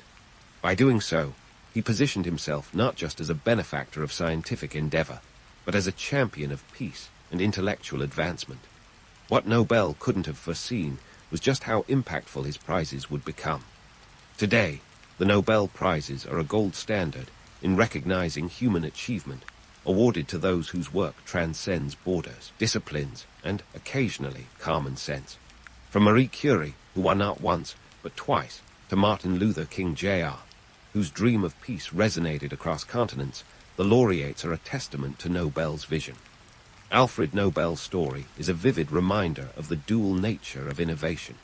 It's a tale of how one man's existential crisis fueled a legacy that sought to balance the scales of creation and destruction. Nobel's life was a testament to the idea that even those who walk the line between the two can find redemption in their own way.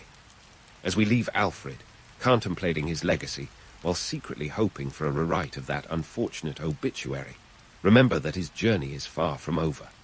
Nobel's tale is a reminder that the quest to leave a positive mark on the world is a story as old as time itself, and one that's still being written today. As Alfred Nobel plotted his posthumous redemption arc, it was clear that crafting a legacy was akin to juggling nitroglycerin, delicate, potentially explosive, but ultimately rewarding if you didn't blow it. His will, a blueprint for the Nobel Prizes, was a stroke of genius marred by skepticism and legal hurdles that would have given any lawyer nightmares. The world wasn't exactly ready to embrace a prize funded by a man more famous for explosions than enlightenment. The initial reaction to Nobel's will was, to put it mildly, mixed. His family was aghast, the scientific community skeptical, and the public intrigued but unsure. Here was a man who had accumulated his fortune by blowing things up, now promising to reward those who made the world better, or at least more interesting. It was like a pyromaniac offering fire safety lessons, noble in intent, but raising more than a few eyebrows. Alfred's nephews, who had been eagerly eyeing their inheritance, found themselves in court, challenging the legitimacy of the will. The legal battles that ensued could have filled a courtroom drama series, complete with plot twists and family feuds. It wasn't until 1897, a year after Nobel's death, that the will was upheld, thanks to the diplomatic prowess of his executors, Ragnar Solman and Rudolf Liljequist. These two unsung heroes managed to convince various organizations, including the Swedish Academy and the Royal Swedish Academy of Sciences, to take on the monumental task of administering the prizes. But convincing the world that the Nobel Prizes were more than a PR stunt took some doing. In the late 19th century, the idea of awarding prizes for intellectual achievement was as radical as suggesting that cats and dogs co-host a morning talk show. The concept of a peace prize, in particular, seemed laughably idealistic in an era when Europe was a powder keg waiting for a spark. Yet, Nobel's vision found its champions, and by 1900, the Nobel Foundation was established, ready to dish out accolades like a benevolent Santa Claus.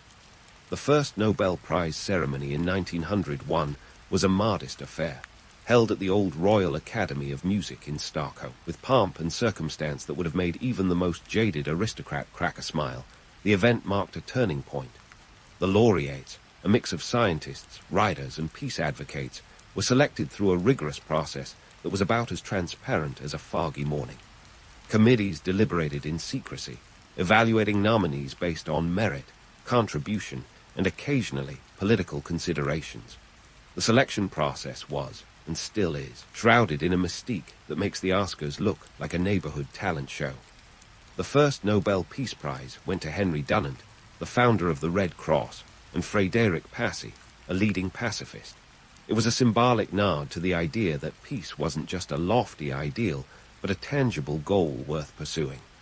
The juxtaposition of Nobel's explosive past with this peaceful future was not lost on anyone present. It was as if the universe itself was enjoying a good laugh at the irony.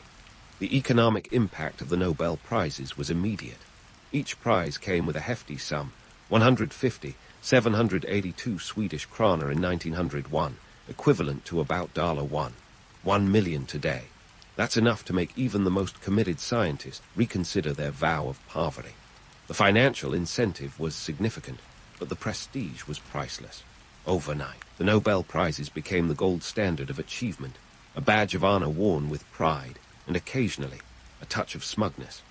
Yet, the prizes weren't without controversy. Critics argued that Nobel had inadvertently created a global competition that prioritized individual achievement over collective progress. The focus on individual laureates sometimes overshadowed the collaborative nature of scientific discovery and social change. It was a valid point, one that Nobel himself might have pondered as he tinkered with his legacy. Despite the naysayers, the Nobel Prizes thrived, becoming a symbol of excellence and a magnet for the world's brightest minds. The awards celebrated breakthroughs that shaped the 20th century, from Albert Einstein's theory of relativity to Marie Curie's pioneering work on radioactivity. Each laureate added a new chapter to the story Nobel had begun, proving that his vision of rewarding those who pushed the boundaries of human knowledge was not only viable but vital. As the years rolled on, the Nobel Prizes adapted to the changing times, reflecting the evolving landscape of science, literature, and peace. New categories were introduced, including the controversial yet impactful Economic Sciences Prize in 1968, funded by the Swedish Central Bank. This addition was both lauded and criticized, proving that even decades after his death, Nobel's legacy could spark debate. Through it all, the Nobel Prizes have maintained their allure, a testament to the power of one man's desire to leave the world a little better than he found it. Alfred Nobel's story is a reminder that even those who walk the line between creation and destruction can find redemption in their own way. His tale is far from over, and as we continue to explore the impact of his legacy, it's clear that the quest to leave a positive mark on the world is a story as old as time itself, and one that's still being written today. Alfred Nobel's story, with its blend of innovation, irony, and redemption, is a testament to the curious twists of fate. Here was a man who made his fortune with explosives, yet his name is now synonymous with peace and progress. It's a bit like finding out that the inventor of the electric chair also founded a chain of yoga retreats. What a legacy! Today, the Nobel Prizes stand as a pinnacle of achievement, casting a long shadow over the realms of science, literature, and peace efforts.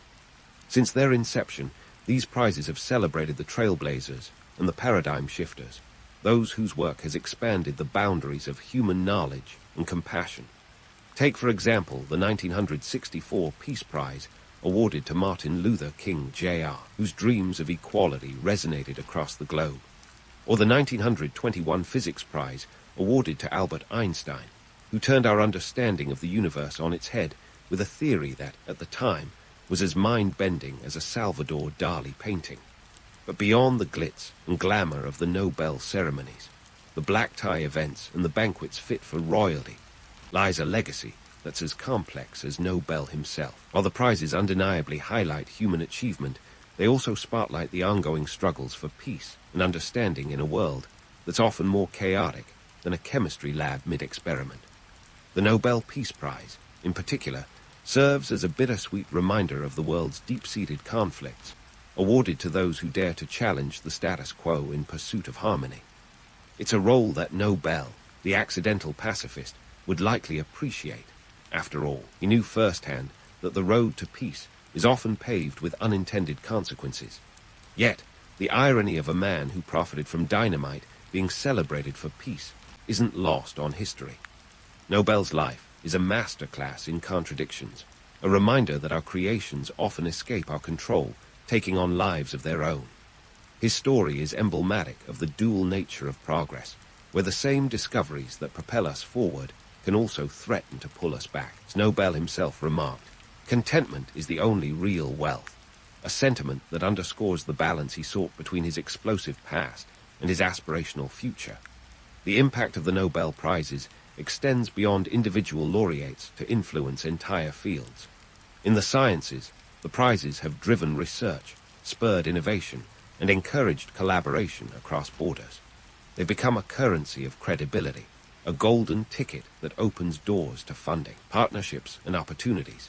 In literature, the Nobel has elevated voices from around the world, highlighting works that challenge, provoke, and inspire. Names like Gabriel Garcia Marquez and Toni Morrison have graced the Nobel roster, their words weaving stories that capture the human experience in all its complexity. Economically, the prizes have a ripple effect, drawing attention and resources to areas that might otherwise languish in obscurity. The financial reward, while significant, pales in comparison to the global spotlight that follows a Nobel win. Universities proudly tout their laureates, and nations celebrate them as national heroes, their achievements becoming a source of pride and inspiration. It's a testament to Nobel's foresight that his prizes continue to shape the global landscape, fueling progress in unexpected ways. Yet, as with all things Nobel, the prizes aren't without controversy. Critics have long debated the criteria and selection processes, questioning the occasional political undertone that seems to influence decisions. The exclusion of certain fields, like mathematics, remains a topic of speculation and intrigue, though the rumors of a personal grudge on Nobel's part are likely more myth than fact. In the end, the Nobel Prizes are a human institution, and with that comes the inevitable imperfections and biases that color any endeavor. Despite these challenges, the myth of Alfred Nobel endures, a narrative that continues to captivate and confound. He's been cast as both a visionary and a villain, a man whose legacy straddles the line between creation and destruction. It's a story that resonates because it's fundamentally human, the struggle to reconcile our past with our aspirations, to leave a mark that reflects the best of what we can be. In the grand tapestry of history, Nobel's tale is a vivid thread, weaving through the fabric of innovation and exploration. His journey from merchant of death to benefactor of progress is a reminder that redemption is possible, that our legacies aren't set in stone, but are instead shaped by our choices and actions. It's a story that invites us to reflect on our own lives, to consider how we'll be remembered and what legacy we'll leave behind. As we wrap up this exploration of Alfred Nobel's life and legacy, let's raise a metaphorical glass to a man who managed to turn the explosive power of dynamite into a force for good. His story is proof that even the most unlikely characters can change the world, leaving behind a legacy that echoes through time like the quiet hum of a distant explosion, felt long after the dust has settled. So here's to Nobel, the accidental architect of peace and progress, a man whose life reminds us that history is never as simple as it seems. The Indian subcontinent before the rise of the Maurya Empire was less like a cohesive country and more like a chaotic episode of Game of Thrones. Imagine a patchwork quilt, fraying at the edges, each patch representing a regional kingdom fiercely guarding its turf while eyeing its neighbor's land with a kind of envy usually reserved for the last slice of pizza at a family gathering. It was a time when kingdoms were as transient as Snapchat stories, and rulers changed more often than the weather. Enter Chandragupta Maurya, our protagonist in this historical drama. Born around 340 BCE, Chandragupta was the outsider everyone underestimated, kind of like the underdog in a sports movie. His beginnings were humble, though the exact details are as murky as a cup of chai left out overnight. Some sources claim he was born into the Kshatriya caste, while others suggest a more modest origin. Either way, he was not exactly on the fast track to power. But Chandragupta had two things going for him, ambition and Chanakya. Now, Chanakya was not your average advisor. Imagine a cross between Machiavelli and Yoda, but with a killer instinct for political strategy. He was the kind of guy who could see 3 moves ahead on the chessboard of life. Chanakya had a bone to pick with the ruling Nanda dynasty, powerful but unpopular regime known for their Scrooge-like hoarding of wealth and Scrooge McDuck-like swimming in it. He saw in Chandragupta the perfect tool, or ally, depending on your viewpoint to topple the Nandas. Together, Chandragupta and Chanakya were like a historical Batman and Robin, but with more emphasis on espionage and less on capes. They understood that the key to unifying this messy subcontinent wasn't through noble warfare and honorable duels. No, they played the Game of Thrones with a focus on realpolitik and espionage, the kind of political maneuvering that would make a modern spy thriller look like child's play. Let's talk about the Nanda Empire for a moment. Picture a kingdom with vast wealth, but with rulers as loved as broccoli at a children's dinner party. Their treasure was the stuff of legends, amassed from hefty taxes that made their subjects' wallets lighter than a feather. The Nandas controlled a realm that stretched over much of northern India, yet their grip was as stable as a house built on sand. Discontent simmered beneath the surface like a pot ready to boil over, providing the perfect opportunity for Chandragupta and Chanakya to stir the pot. Chandragupta's rise was not just about swapping one king for another. It was about reshaping the very fabric of Indian political life. He wasn't just playing chess with the pieces on the board. He was flipping the board and writing new rules. His ascent was a masterclass in the use of alliances, betrayals, and a bit of good old-fashioned bribery. We're talking about a guy who knew how to leverage a network before LinkedIn was even a twinkle in Silicon Valley's eye. The Mauryan campaign against the Nandas was as much about strategy as it was about soldiers. Chandragupta's army wasn't the largest, but it was nimble and resourceful. Think of it like a startup taking on a corporate giant. Where the Nandas rested on their laurels, thinking they were untouchable behind their gold-plated defenses, Chandragupta and Chanakya used every trick in the book, and probably wrote a few new chapters to turn the tables. What's truly remarkable is how Chandragupta managed to consolidate power after the dust settled. It wasn't just about winning battles. It was about winning hearts and minds. He understood the importance of a central bureaucracy to manage the newly acquired territories. Picture a blend of efficient administration and a touch of benevolent oversight, like Santa Claus with an MBA. This was a time when governing was more than just sitting on a throne. It was about creating systems that would bind a diverse population under one banner. Chandragupta's story sets the stage for the Maurya Empire's golden age. But let's not get ahead of ourselves. For now, picture him at the helm of a burgeoning empire, a man who turned the chaos of regional kingdoms into a unified force. It's a story that shatters the myth of the solitary hero, revealing the complex web of alliances, strategy, and yes, a little bit of luck that goes into building an empire. And all this in an era without the internet or even a reliable postal service. Who needs emails when you have elephants, right? In the end, the rise of the Maurya Empire was a testament to the power of vision and the art of strategy. Chandragupta and Chanakya weren't just building a kingdom. They were laying the foundation for a new era in Indian history. Their story is a reminder that sometimes, in the chaotic dance of history, it's the ones who can hear the music and change the steps who leave the biggest mark. Speaking of leaving a mark, let's get into how the Mauryan Empire managed to scribble all over the subcontinent like a toddler with a crayon and no parental supervision. Imagine trying to keep track of a territory that sprawled over 5 million square kilometers, an area bigger than modern-day India. This wasn't just a matter of putting up some "Welcome to Maurya land" signs and hoping for the best. Oh no, the Mauryas had to wield bureaucracy like a maestro conducting a symphony, but with more paperwork and fewer violins. Chandragupta, with Chanakya's counsel always lurking in the background like the world's most overqualified ghostwriter, built an administrative system that was downright revolutionary for its time. Think of it as an ancient version of a well-oiled corporate machine, except instead of TPS reports, they had scrolls and clay tablets. The empire was divided into provinces, each governed by an appointee directly responsible to the emperor. These guys, let's call them regional managers, were tasked with maintaining law and order, collecting taxes, and making sure the imperial policies were enforced, all while presumably dodging the usual workplace hazards of rebellions and insurrections. Speaking of taxes, let's have a chuckle at the Mauryan tax system, which was as inventive as it was exhaustive. Forget your simple income tax. The Mauryas had a tax for everything under the sun. You grew crops, that's a tax. You brewed some homemade ale, tax. You wanted to breathe through your left nostril on a Tuesday. Well, I can't confirm they taxed breathing, but they did have a levy on salt, which was pretty much essential for survival.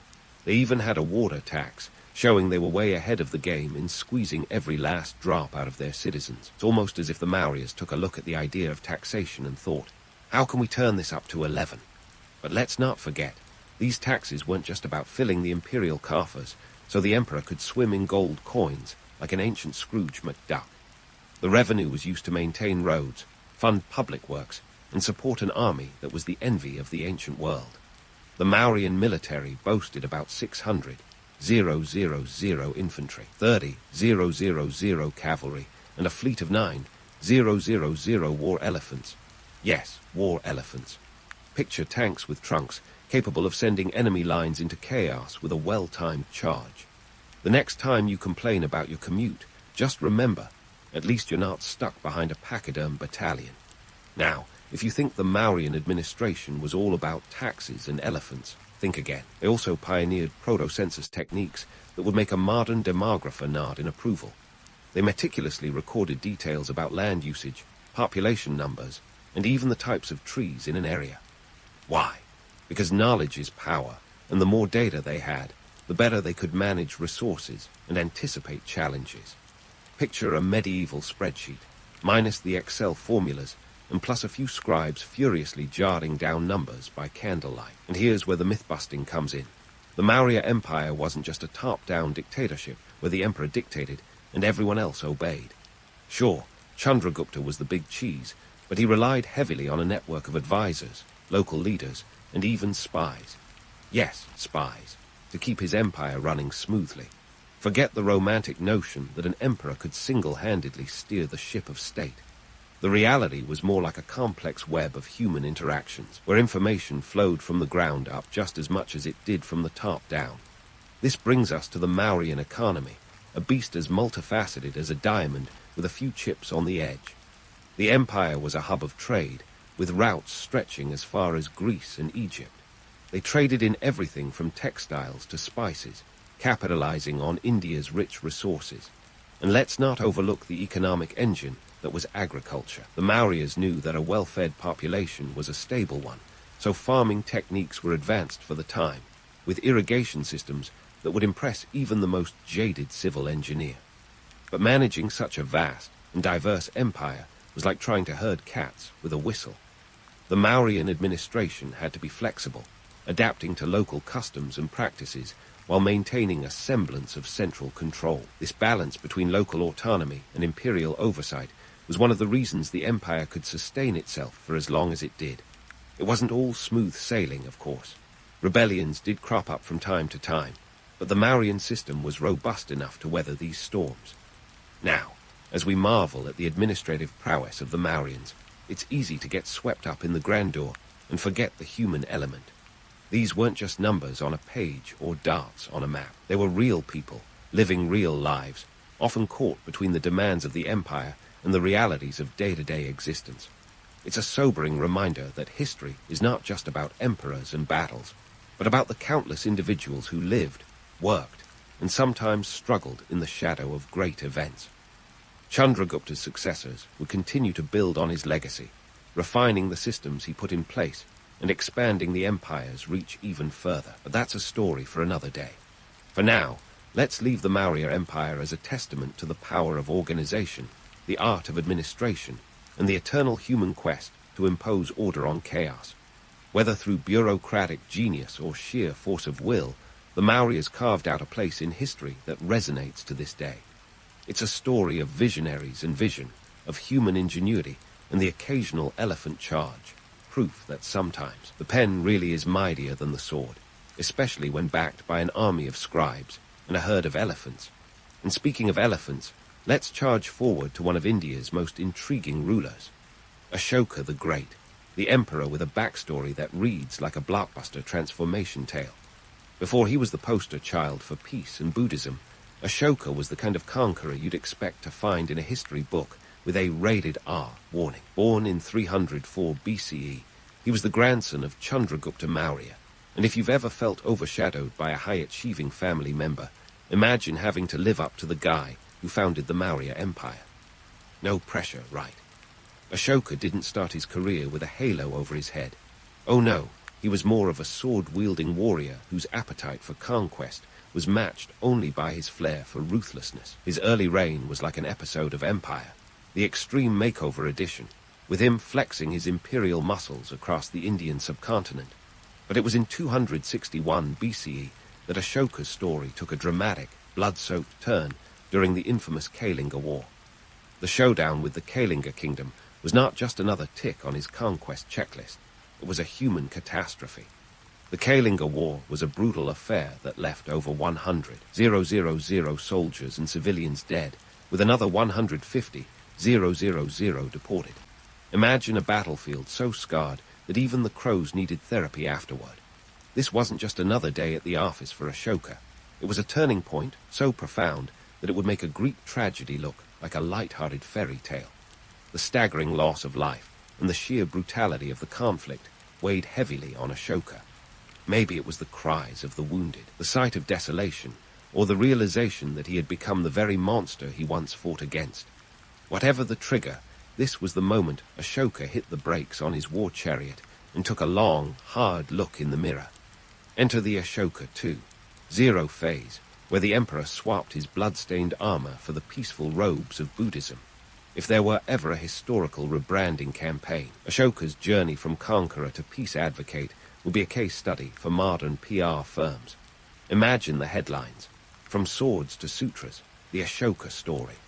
He embraced Buddhism with the kind of zeal usually reserved for New Year's resolutions, transforming not just his own life, but the very fabric of his empire.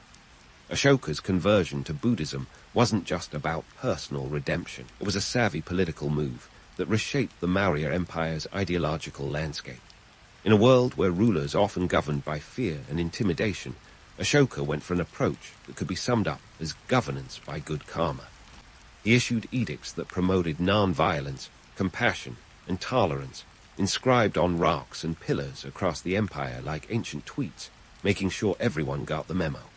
These edicts weren't just about spreading good vibes. They were practical tools for governance and a masterclass in ancient statecraft. Ashoka decreed the establishment of veterinary clinics, the planting of trees along roadsides, and the construction of rest houses for travelers. It's like he flipped the imperial budget from more weapons to more wellness. He appointed officials known as Dhamma Mahamatras to oversee moral and social welfare, essentially the first ever department of public happiness. Imagine bureaucrats with a mandate to ensure you were spiritually fulfilled, a concept almost alien in today's paperwork-heavy government offices. But let's not romanticize Ashoka's transformation too much. The edicts, while revolutionary, also served as a tool for consolidating power. By promoting Buddhism, Ashoka was able to unify his diverse empire under a common moral framework, reducing the fractiousness that had plagued previous rulers. It was less about divine inspiration and more about the practicalities of ruling an empire that spanned nearly 5 million square kilometers, a logistical nightmare even with modern technology. Economically, Ashoka's reign saw a pivot towards stabilizing internal trade, and improving infrastructure. The Mauryan Empire became a well-oiled machine, with roads and trade routes that connected the farthest reaches of the empire. Imagine traveling from one end of the empire to the other without needing a GPS. Ashoka's roads were the arteries that kept the empire alive and thriving. Trade flourished under his rule, as did cultural exchange, turning the Mauryan Empire into a melting pot of ideas and innovation. Meanwhile, Ashoka's embrace of Buddhism had ripple effects beyond his borders. The emperor became a patron of Buddhist missionaries, sending them far and wide to places like Sri Lanka and Central Asia, spreading the teachings of peace and compassion. It was a cultural export strategy that would make today's diplomats take notes. Ashoka's influence on Buddhism was so profound that he is often credited with transforming it from a relatively obscure sect into a major world religion. Yet, the transformation wasn't without its critics. Not everyone in the empire was thrilled about the newfound pacifism, especially the military class used to the glory and spoils of war. There were whispers of dissent, grumblings about an emperor who had gone soft, but Ashoka was unyielding in his commitment to his new path. He knew that lasting power wasn't forged through the sword alone, but through the hearts and minds of his people. As we delve into Ashoka's legacy, it's clear that his pivot from warlord to peace advocate was as much about survival as it was about spirituality. He understood that the true strength of an empire lay not just in its ability to conquer, but in its capacity to endure. His edicts carved into stone, his roads connecting distant lands, and his promotion of a universal moral code were all pieces of a larger puzzle that sought to bind a vast and diverse empire together. Ashoka's story is a reminder that the greatest transformations often arise from the ashes of conflict. His reign marked a turning point in Indian history, setting the stage for a philosophical and political landscape that would resonate for centuries. The Mauryan Empire, under Ashoka's enlightened rule, became a beacon of stability and innovation, a testament to the power of change and the enduring quest for peace. But as we know, history is never a straight path. Ashoka's successors would face their own challenges, and the Mauryan Empire's story was far from over. So, as we leave Ashoka contemplating his legacy under the shade of a bardhai tree, let's prepare for the next chapter in the saga. There's more to explore, more myths to bust, and more history to unravel. Stay tuned, because the story of the Maurya Empire is just getting started, and trust me, you won't want to miss what comes next. As the dust from Ashoka's transformative reign settles, the Mauryan Empire stands as a colossus of its time, fueled by the mighty engine of its economy. But what exactly powered this ancient juggernaut? Let's dive into the nuts and bolts, or perhaps the grains and spices, of the economic machinery that kept the empire humming. First up, agriculture. In the Mauryan Empire, farming wasn't just a way of life, it was the backbone of the economy. Picture vast fields stretching as far as the eye can see, cultivated with crops like rice, barley, wheat, and millet. The empire's heartland, the Gangetic Plain, was as fertile as a politician's promise, and it needed to be, considering it fed millions. But this wasn't your average backyard garden. It was a well-oiled operation. The Mauryas implemented advanced irrigation techniques that would have made even the most jaded civil engineer of today nod in approval. Dams, canals, and water storage systems were as crucial as they were innovative, allowing farmers to defy the whims of monsoon rains and keep the granaries full. Then there's trade. If the Mauryan Empire were a modern corporation, its trade network would be its high-speed internet connection. And what a network it was. Trade routes snaked their way across the empire, like veins pumping life into every corner. These weren't just dusty paths trodden by weary merchants. They were bustling thoroughfares where ideas and goods mingled freely. From textiles to precious stones, spices to ivory, the Mauryas had it all. They traded with distant lands, including Greece and Egypt, turning India into a veritable treasure trove of sought-after commodities. But if we're talking trade, we can't ignore the Silk Road, a name that conjures up romantic images of camel caravans and exotic bazaars. While the Mauryans didn't invent this ancient superhighway, they certainly knew how to leverage it. The Silk Road stretched all the way from China to the Mediterranean, and the Mauryan Empire sat smack dab in the middle. Picture a toll booth on a transcontinental freeway, and you'll get the idea. This strategic location allowed the Mauryans to rake in profits by facilitating and taxing the flow of goods. It wasn't just silk that travelled these routes. It was also a cultural exchange that would have left any modern diplomat green with envy. Now, about those economic policies. The Mauryan administration was nothing if not thorough. Remember the taxes we chatted about earlier? Well, those weren't just for show. They were meticulously structured to ensure the empire's coffers were always full. This wasn't just tax for tax's sake. It was about maintaining an empire whose reach stretched over 5 million square kilometers. The revenue from these taxes went into public works and infrastructure, funding everything from roads to postal systems. Yes, the Mauryas had a postal system. Take that, email. But as we peel back the layers of this economic triumph, it's crucial to acknowledge the harsh realities that lurked beneath its gleaming surface. For the elite, life in the Mauryan Empire was nothing short of a lavish affair. Picture palaces adorned with gold, banquets that would rival the most extravagant of feasts, and a lifestyle that made luxury seem like a birthright. This was a world where the upper crust dined on delicacies, while the common folk toiled away in the fields, their labor the uncelebrated hero of this grand narrative. The reality of life for the average citizen was far less glamorous. Farmers worked from dawn till dusk, with their survival tied to the whims of the weather and the demands of the tax collector. Artisans and traders, while integral to the economy, often found themselves at the mercy of market fluctuations and imperial edicts. It was a system that worked, sure, but it was also a system that demanded sacrifice and sweat from those at the bottom. And therein lies the myth to bust. The Mauryan Empire wasn't a utopia, despite the grand narratives that history often spins. It was a thriving, complex society, but one that thrived on the backs of countless individuals whose stories rarely make the history books. The Maurya economy might have been a marvel of its time, but it was also a machine that required constant fuel, a fuel that came from the labor of its people. As the empire expanded, so did its appetite for resources. The Mauryas knew that to maintain their power, they had to keep the economic wheels turning, which meant constant innovation and adaptation. But even the most robust of systems can start to crumble under its own weight. The seeds of decline were sown not just by external pressures, but also by the internal strains of managing such a vast and diverse empire. The very trade routes that once brought prosperity became conduits for unrest, as local economies felt the pinch of imperial policies. So, as we ponder the Mauryan Empire's economic prowess, let's remember that it was both a triumph and a cautionary tale. It was an empire that rose to greatness through innovation and strategic brilliance, yet it was also one that faced the inevitable challenges of sustaining such a monumental enterprise. But hold your horses, or should I say elephants, because the story of the Mauryan Empire isn't over yet. We've explored the economic engine, but there are still more layers to uncover. The empire's cultural and philosophical contributions, its eventual decline, and the legacy it left behind are all waiting in the wings, eager to take center stage. So, dear listener, stay tuned as we continue to unravel the intricacies of one of history's most fascinating empires. It's a story of power and passion, of triumph and toil, and trust me, the best is yet to come.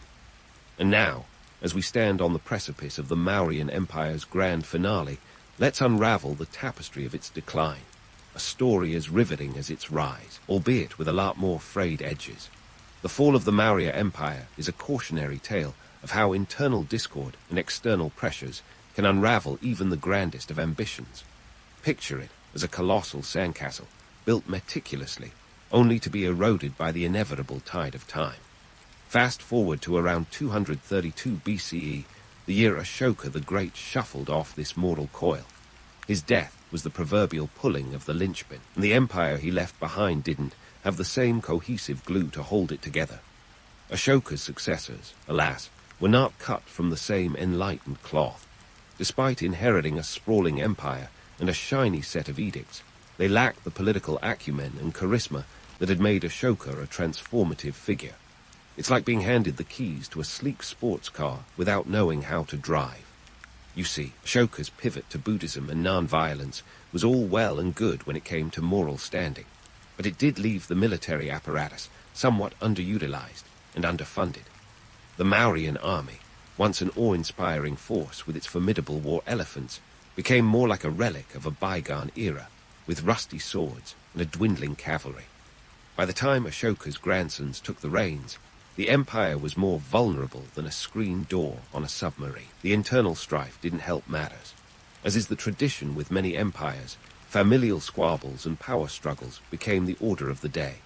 The Mauryas, like a dysfunctional family in a Shakespearean drama, were caught up in a tangled web of succession disputes.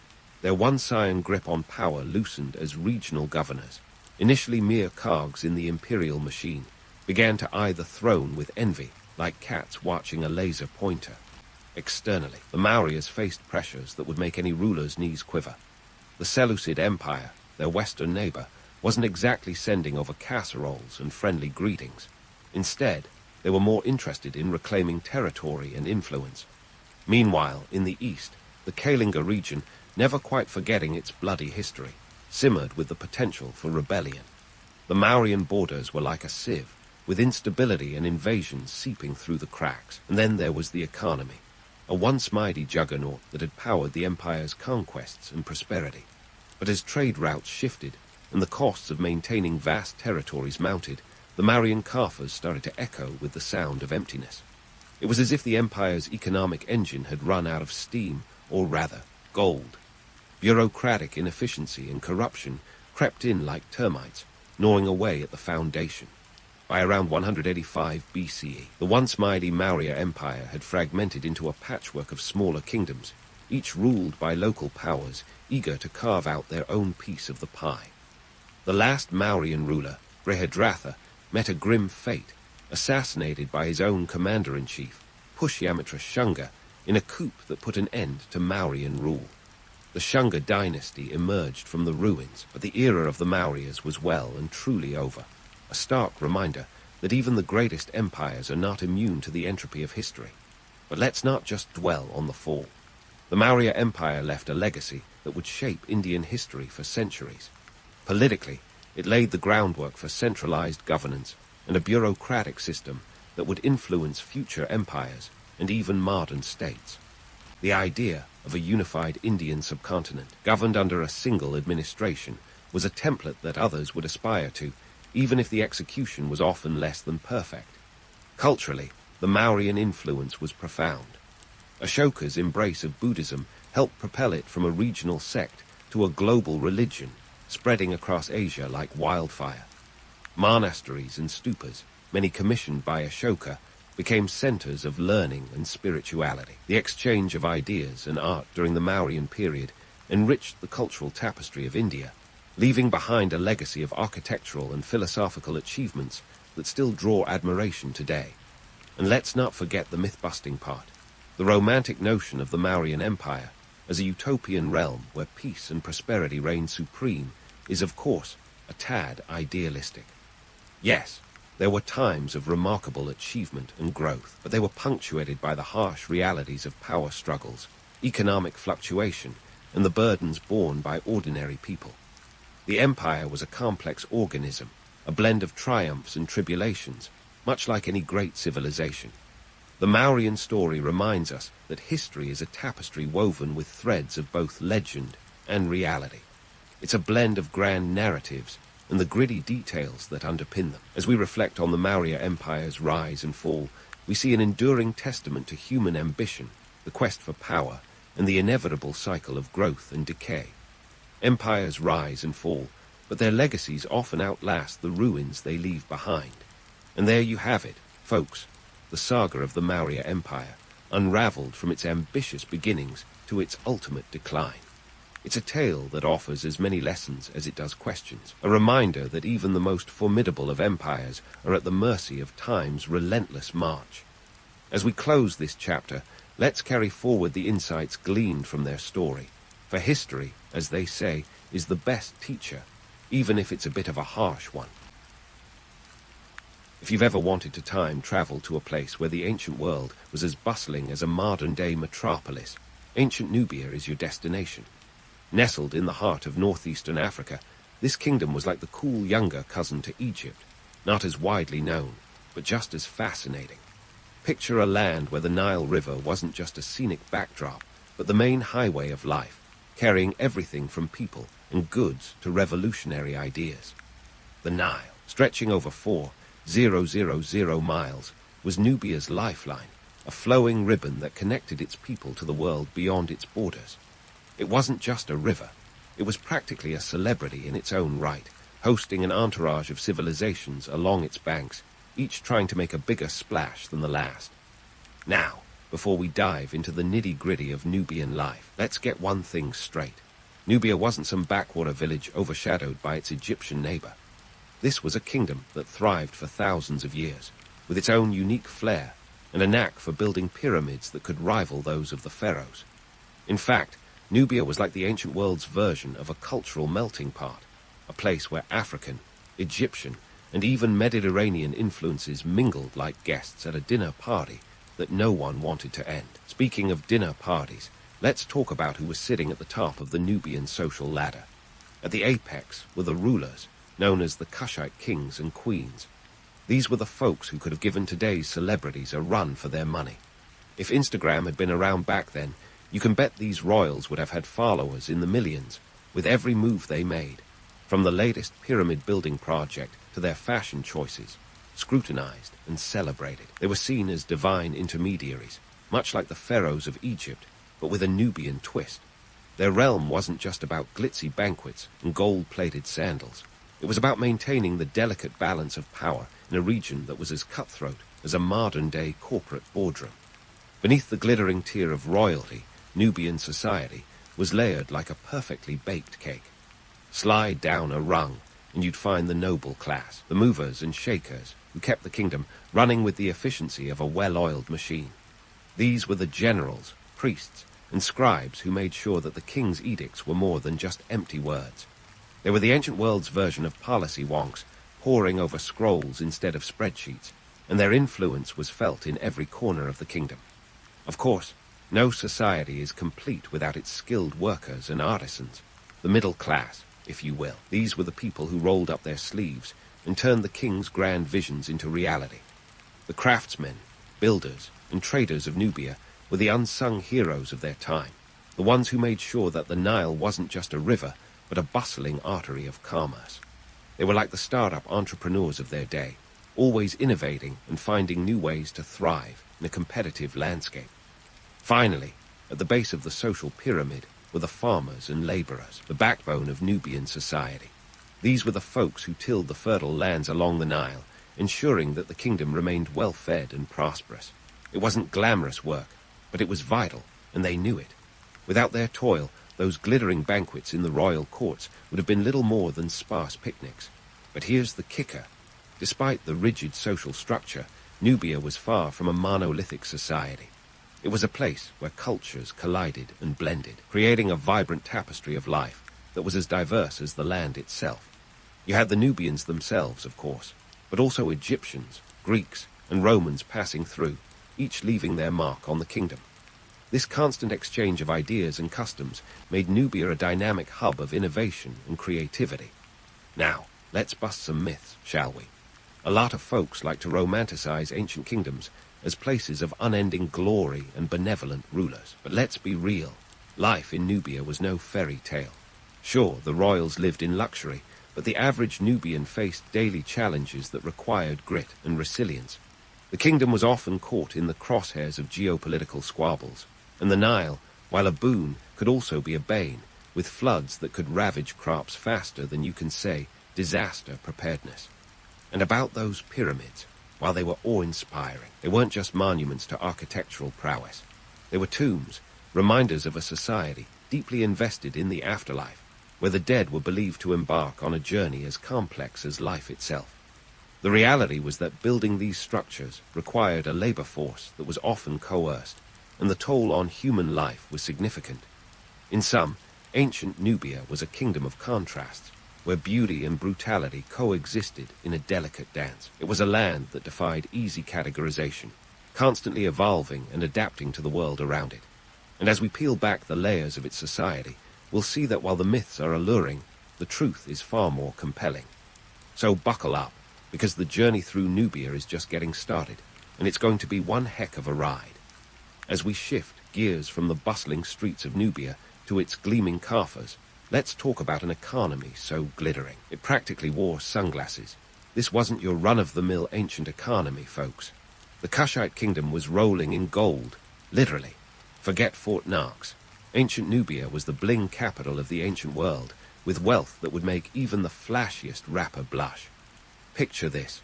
Nubia's gold mines in places like Wadi Alaki weren't just a source of wealth.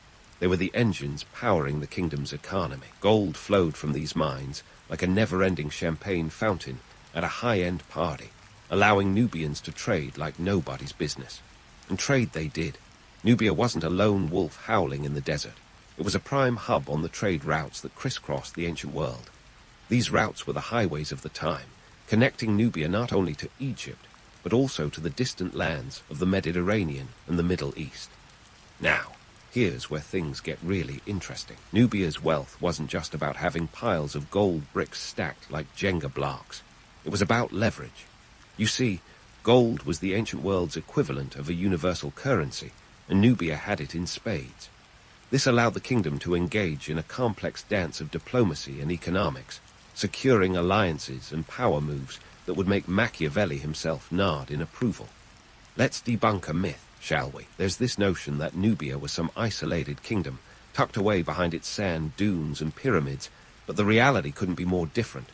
Nubia was the ultimate networker, the LinkedIn of its day. Through its trade routes, it served as a conduit for goods like ivory, ebony, and even exotic animals. Yes, that's right.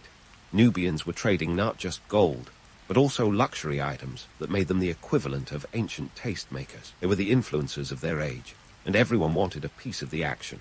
But it wasn't all sunshine and rainbows in the land of Kush. The kingdom's wealth came with its own set of headaches. You think managing your finances is tough? Try juggling the demands of multiple trading partners while keeping a keen eye on neighboring kingdoms just waiting to pounce on your riches. It was a high-stakes game of economic Jenga, and one wrong move could send the whole structure tumbling down. And speaking of high stakes, let's talk about the real politic behind those golden smiles. The Kushite kings and queens weren't just sitting on their thrones counting their coins. They were savvy operators, fully aware that their kingdom's prosperity was a double-edged sword. Their wealth made them a target, yes, but it also gave them a seat at the table of power. They could negotiate treaties, form alliances, and even push back against the mighty Egyptians when the need arose. In fact, there were times when the tables turned, and Nubian kings ruled over Egypt itself, flipping the script in a way that would leave scriptwriters swooning. But let's not romanticize it too much. The gold that brought so much prosperity also brought greed and ambition, sometimes leading to internal strife and power struggles that could rival any Shakespearean drama. The very thing that made Nubia strong also made it vulnerable, a classic example of the double-edged sword that is wealth. It's a tale as old as time. When you have something everyone wants, you better be ready to defend it. In the end, Nubia's economy was more than just a collection of shiny trinkets. It was a testament to the kingdom's resilience and adaptability, a reflection of a society that knew how to play the game of thrones long before it became a catchphrase. It was a land of contrasts, where the harsh realities of life coexisted with the splendor of gold-lined coffers. As we continue our journey through this fascinating kingdom, we'll see that Nubia's story is far from over. The economy was just one piece of the puzzle, a single thread in a rich tapestry that continues to captivate historians and armchair adventurers alike. So, stay tuned as we peel back more layers of this ancient world, unveiling stories that are as timeless as they are intriguing. The gold may have glittered, but it's the stories behind it that truly shine. And just as Nubia's economy sparkled with the allure of gold, its political structure was equally dazzling, though perhaps more in the vein of a particularly juicy soap opera. Let's dive into the intrigue, shall we? At the heart of this political drama were the Kandake, the queen mothers of Nubia, who wielded power with a flair that would make even Cleopatra seem like an understudy. These women weren't simply ornamental figures in the royal court. They were powerhouses who shaped policy and led armies, often stealing the show from their male counterparts. Consider this. The Kandake weren't just sitting around sipping ancient cocktails while the men did the heavy lifting. They were active participants in the kingdom's governance. In a world where patriarchal norms were as common as sand in the Sahara, the the Kandake broke the mold. Their influence was so profound that ancient historians like Strabo couldn't help but write about them, albeit with a touch of incredulity. In a society that viewed women in power as an anomaly, the Kandake were nothing short of revolutionary.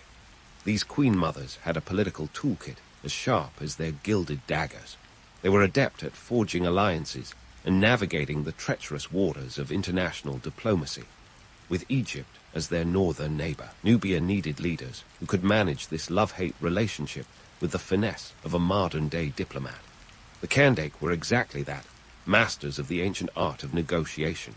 They were known to lead troops into battle when necessary, proving that their power wasn't limited to royal decrees, but extended to the battlefield.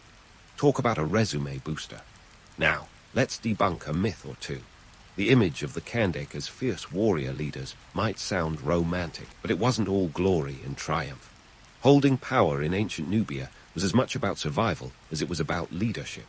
The Kandake had to constantly guard against internal dissent and external threats, a balancing act that required both cunning and courage. Their reigns were often marked by political intrigue and familial rivalries that would make a Game of Thrones episode seem tame. Yet, it was this very ability to navigate chaos that cemented their legacy as formidable rulers. Speaking of chaos, let's shift gears to Nubia's military strategies, because what's a kingdom without a little battlefield action? The Nubian military was no ragtag band of warriors. It was a well-oiled machine, ready to defend its golden Kafas and strategic borders. Kingdom's military prowess was so renowned that even the mighty Egyptians had to think twice before launching an attack. Nubian archers, known for their deadly accuracy, were the snipers of their day, earning a reputation that echoed across ancient battlefields. But here's the kicker. Nubia's military strategies were as much about psychology as they were about physical might. They employed tactics that would keep their enemies guessing, a game of ancient chess played on a grand scale. Their forces were often bolstered by alliances with neighboring tribes and kingdoms, creating a network of defense that was as complex as it was effective. It wasn't just about who had the strongest army. It was about who could outthink the opponent, a lesson in warfare that still resonates today. Now, about that love-hate relationship with Egypt, it was like a centuries-long saga that could rival any epic romance. At times allies, at times adversaries, Nubia and Egypt shared a border that was both a bridge and a battlefield. This dynamic saw periods of peace interspersed with skirmishes, invasions, and even some good old-fashioned palace intrigue. There were instances when Nubian kings sat on the Egyptian throne, creating a cultural fusion that left an indelible mark on both civilizations. Yet, the rivalry was never far from the surface, a testament to the complex interplay of power, culture, and ambition. The economic and political ties between Nubia and Egypt were as intricate as a pharaoh's headdress. Gold played a starring role, of course, but so did the exchange of ideas, technologies, and even religious beliefs. It was a relationship defined by its contradictions, mutual dependence mixed with fierce competition. And through it all, Nubia managed to maintain its own distinct identity, a testament to the resilience and adaptability of its leaders. So, as we peel back yet another layer of Nubia's rich tapestry, what emerges is a story of power and politics that is as compelling as any modern drama. The Kandake were not just figures of legend. They were real women who shaped the course of history with a deftness that continues to inspire.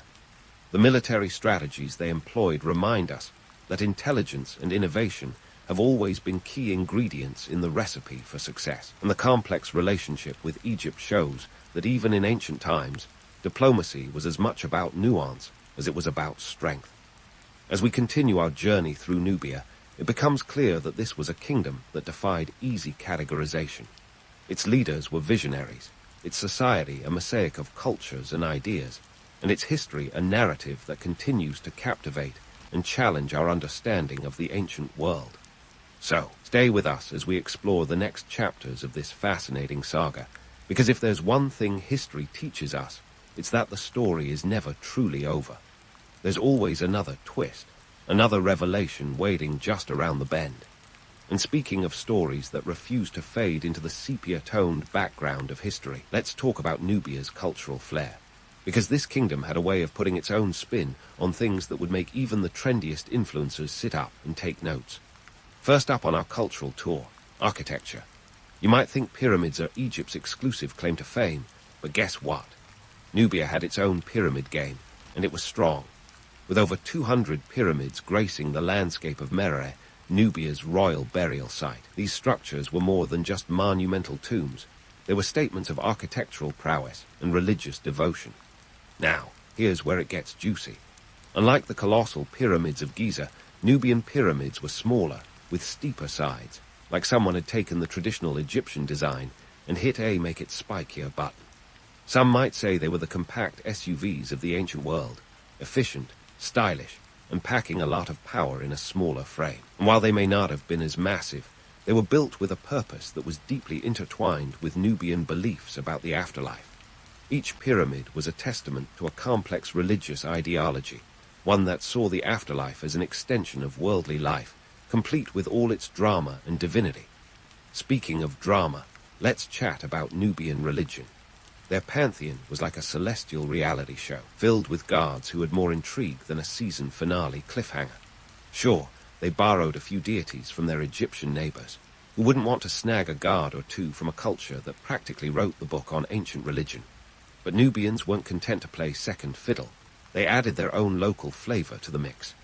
Enter Apodimak, the lion-headed war god, an original Nubian deity who didn't just roar, he dominated. This guy was the embodiment of strength and protection, and you can bet he was a fan favorite in a region where military prowess was the name of the game. But let's not just gloss over the religious scene with a highlight reel. Why did these beliefs matter? Because religion in Nubia wasn't just about placating the gods with offerings and rituals. It was a social glue, a way of connecting communities and reinforcing the power of the ruling class. Temples weren't just places of worship. They were centers of economic activity and political influence. The priests who ran them were like the ancient world's power brokers, controlling both spiritual and material wealth. Now, let's debunk a myth that's been hanging around like an unwelcome party guest. The idea that Nubian culture was just a carbon copy of Egypt's. Sure, there were similarities. Wouldn't you pick up a few things if you lived next door to one of the most advanced civilizations of the time? But the truth is, Nubia was no cultural mimic. For example, their art was a unique blend of styles, capturing a richness that was distinctly their own. While Egyptian art leaned towards formalism, Nubian artists embraced a more dynamic and expressive style, one that reflected their diverse influences and vibrant society. They used strong colors, intricate patterns, and were fond of depicting scenes from daily life, giving us a window into what it meant to be Nubian in all its colorful complexity. And speaking of color, let's talk textiles, because Nubia was fashion-forward long before the runway lights flickered to life in Paris or Milan. Their garments weren't just functional, they were statements of identity and status. Made from linen and adorned with bright dyes and beads, Nubian clothing was as much about aesthetics as it was about practicality. These folks knew how to dress, and their sense of style left a lasting impression on traders and travelers alike. But here's the thing. Nubian societal norms weren't just about looking good. They were about living well, in a society that valued community and kinship as much as individual achievement. Kinship ties were the backbone of Nubian society, influencing everything from trade to politics. Family units weren't just nuclear. They were sprawling networks of support that bound people together in a tight-knit social fabric. It was a society that understood the power of the collective, where communal living wasn't a choice, but a way of life. Now, how did all this cultural richness play into their interactions with the wider world? Well, Nubia wasn't just sitting pretty in its cultural cocoon. It was actively engaging with its neighbors, both near and far. This was a kingdom that knew the value of cultural exchange long before it became a buzzword. Through trade and diplomacy, Nubia absorbed influences from the Mediterranean, the Red Sea, and beyond, creating a cultural mosaic that was both unique and dynamic. So, as we continue to peel back the layers of this fascinating kingdom, it becomes clear that Nubia was a land of innovation and adaptation, a place where cultural achievements were more than just footnotes in history books. They were living, breathing parts of a society that thrived on creativity and diversity. And while the myths and legends may cast a long shadow, It's the reality of Nubia's vibrant culture that truly shines, illuminating a path that continues to captivate and inspire. But hold on to your hats, because the story doesn't stop here. There's more to uncover in this remarkable saga of a kingdom that defied expectations and carved its own path through history.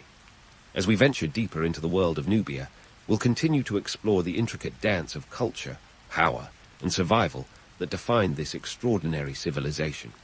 So stay tuned, because the ride through Nubia is far from over, and there are plenty more twists and turns to come in this epic journey through time. So, as we venture deeper into the world of Nubia, let's unravel the rich tapestry of its legacy and modern perceptions, because if there's one thing that history excels at, it's playing hide and seek with the truth. Sadly, Nubia's narrative has often found itself in the shadows, overshadowed by the glitz of its Egyptian neighbors. But recent archaeological finds are like history's way of throwing open the curtains and letting the sunlight pour in on this hidden gem of a civilization.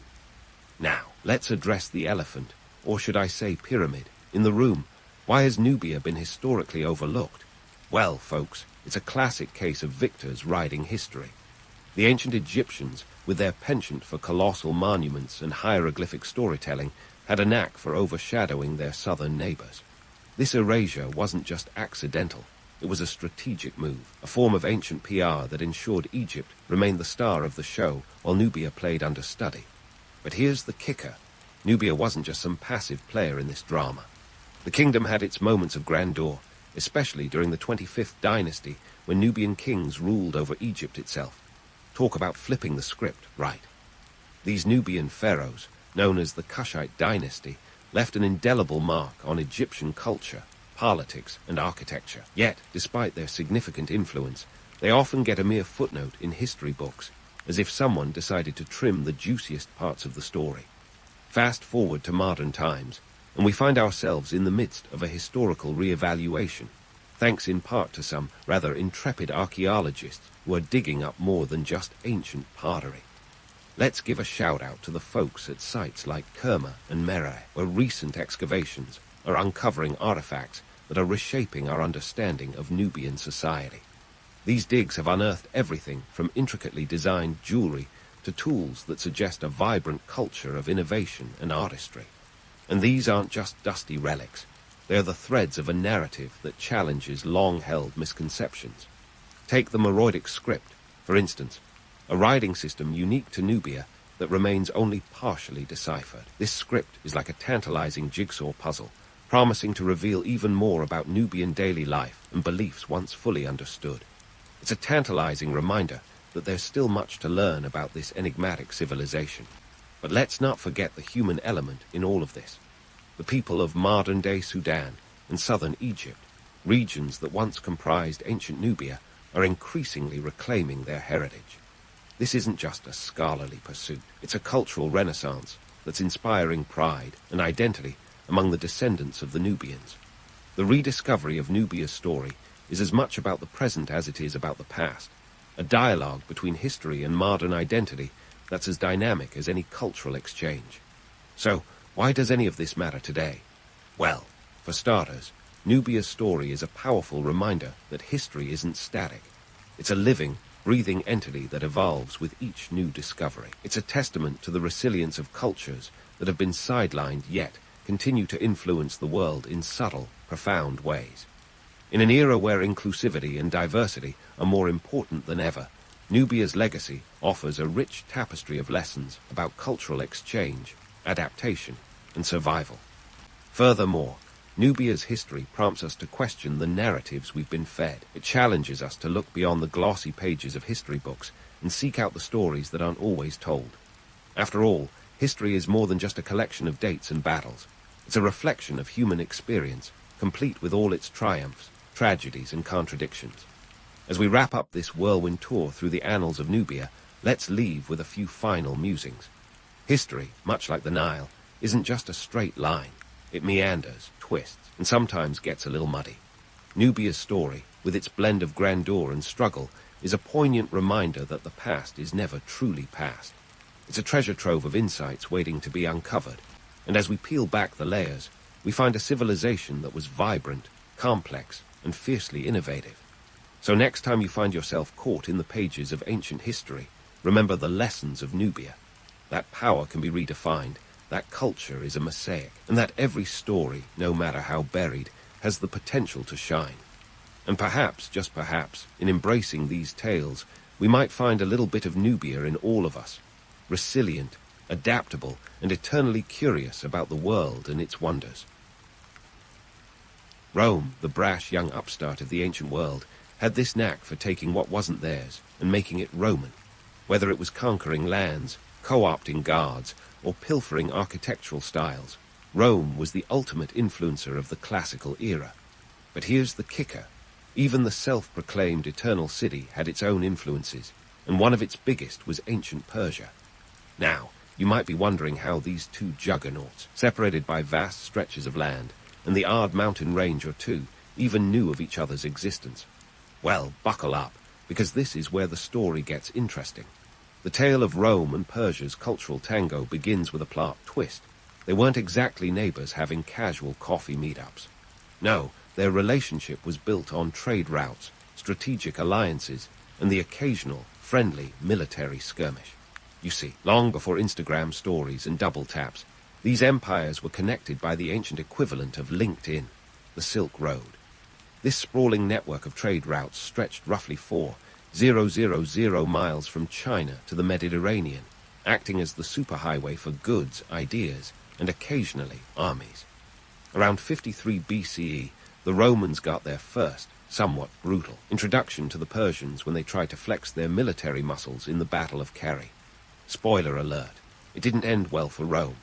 Crassus, one of Rome's top brass, led his legions into a desert ambush that saw him meet his end, along with about 20,000 of his soldiers.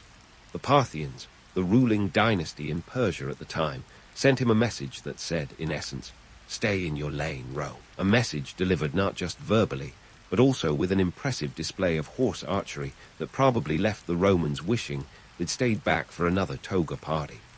Despite this rocky start, the Romans couldn't help but admire the Persians. Who could resist their sophisticated culture, rich with art, architecture, and a political system that actually worked, most of the time? The Persians had a knack for building cities that were the definition of opulence. Take Ctesiphon, for instance, the capital city that boasted grand palaces and a diverse population.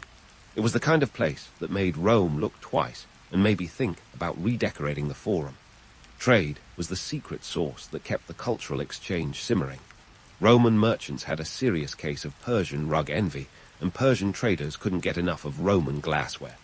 These exchanges weren't just about goods, they were about ideas. The Romans lifted architectural features like the arch and the dome, while the Persians borrowed military tactics and organizational skills.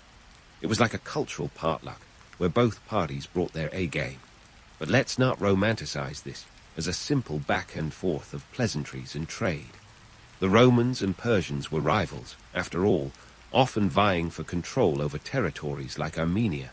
Think of it as the ancient world's Switzerland, caught between two superpowers. At times, their relationship was more frenemies than friendly neighbors. Yet, despite the tension, both empires understood the benefits of cultural cross-pollination. Diplomatic missions were the ancient version of LinkedIn endorsements. Roman ambassadors would arrive in Persia, bearing gifts and hoping to woo the Persian court. It wasn't uncommon for these emissaries to return with stories of Persian splendor that made their fellow Romans green with envy. It's said that when Roman Emperor Caracalla visited the Parthian court, he was so taken by their royal attire that he decided to adopt Persian fashion, much to the chagrin of Roman traditionalists who preferred their togas unadulterated. For all their differences, Rome and Persia shared a mutual respect, albeit a grudging one. They understood that cultural exchange was more than just a transaction. It was a way to enhance their own societies. The Romans borrowed heavily from Persian administrative practices, which helped them govern the sprawling territories under their control. In turn, the Persians adopted Roman engineering techniques, which contributed to their own architectural marvels. But let's not get too carried away with this narrative of mutual admiration. At the heart of it, these two empires were locked in a power struggle that spanned centuries. They were like an ancient version of a celebrity feud, both trying to outdo each other, all while secretly borrowing each other's best ideas. The cultural exchange between Rome and Persia was less a grand romance and more a pragmatic partnership, driven by the realities of politics, economics, and the occasional bout of envy. So, as we dive deeper into this story of cross-cultural influence, remember, even the mightiest of empires had their sources of inspiration. Rome may have been the city of 7 hills, but its cultural heights were built on a foundation that included a hefty dose of Persian flair. And who knows, maybe, in some alternate universe, Crassus and his Parthian counterparts are having a laugh over a glass of Roman wine, toasting to the strange, tangled web of history that linked their worlds. Now, let's dive into the sumptuous world of ancient Roman banquets and fashion, shall we? Picture Roman senators, those titans of togas, suddenly finding themselves swept off their sandaled feet by the allure of Persian spices and silk. It was as if Rome had discovered the ancient equivalent of avocado toast, exotic, enticing, and a surefire way to flaunt one's societal standing. First, let's tickle your taste buds with a little culinary history. Roman feasts weren't just meals. They were social events, theatrical productions where the cuisine had to make a statement. Enter Persian spices, the VIP guests of every elite Roman dining table. What did these spices include? Think of saffron, cumin, and coriander, ingredients that could turn a mundane meal into a gastronomic adventure. Romans, ever the fans of excess, were enamored by the idea of adding a sprinkle of the exotic to their dishes. It wasn't just about flavor, it was about prestige. If your porridge wasn't packing a punch of Persian flair, were you even really feasting? Let's not forget black pepper, which was so prized it might as well have been worth its weight in gold. In fact, during the 1st century CE, peppercorns were so valuable they were used as currency. Imagine paying your rent in pepper. Talk about spicy transactions. The Roman appetite for these flavors was insatiable, leading to a booming spice trade that saw Roman coffers emptying faster than you can say, pass the garum. Now, pivoting to fashion, a realm where the Romans weren't exactly known for their daring sartorial choices. Yet, when Persian silks entered the scene, it was akin to a fashion revolution. Roman senators, who had spent years wrapped in unadorned, functional togas, suddenly found themselves draped in luxurious Persian fabrics. These weren't just clothes, they were statements, the ancient world's equivalent of a designer label. We're talking about silk so fine it could slip through a ring. No small feat considering the robust nature of Roman jewelry. These imports weren't cheap. Silk, transported from the east along those dusty Silk Road miles, commanded exorbitant prices. We're talking 1,000 denarii a pound, while the average Roman soldier earned just 225 denarii annually. Essentially, a silk toga was a financial commitment on par with buying a Tesla today. For the elite, wearing silk was a way to demonstrate their wealth, power, and connection to the wider world. It was as if Roman fashionistas had taken a page from the book of modern influencers. Look at me, I'm worldly, I'm cultured, I'm wearing the latest from Persia. But of course, this wasn't just about showing off. There were political undertones to these choices as well. By adopting elements of Persian culture, Roman elites were making a statement about their own openness to foreign influence, a kind of ancient cosmopolitanism. It was a way to say, we may be at odds, but we're not above borrowing a good idea when we see one. Yet, let's not sugarcoat this cultural exchange as a peaceful swap of spices and silks. Underneath, the sumptuous facade was a cutthroat world of politics and economics, where maintaining trade routes was as much about military might as it was about mutual benefit. The Silk Road wasn't a gap-year backpacking route. It was a battlefield of negotiations and skirmishes. Roman traders had to navigate not just the physical challenges of the journey, but also the complex web of local politics and alliances.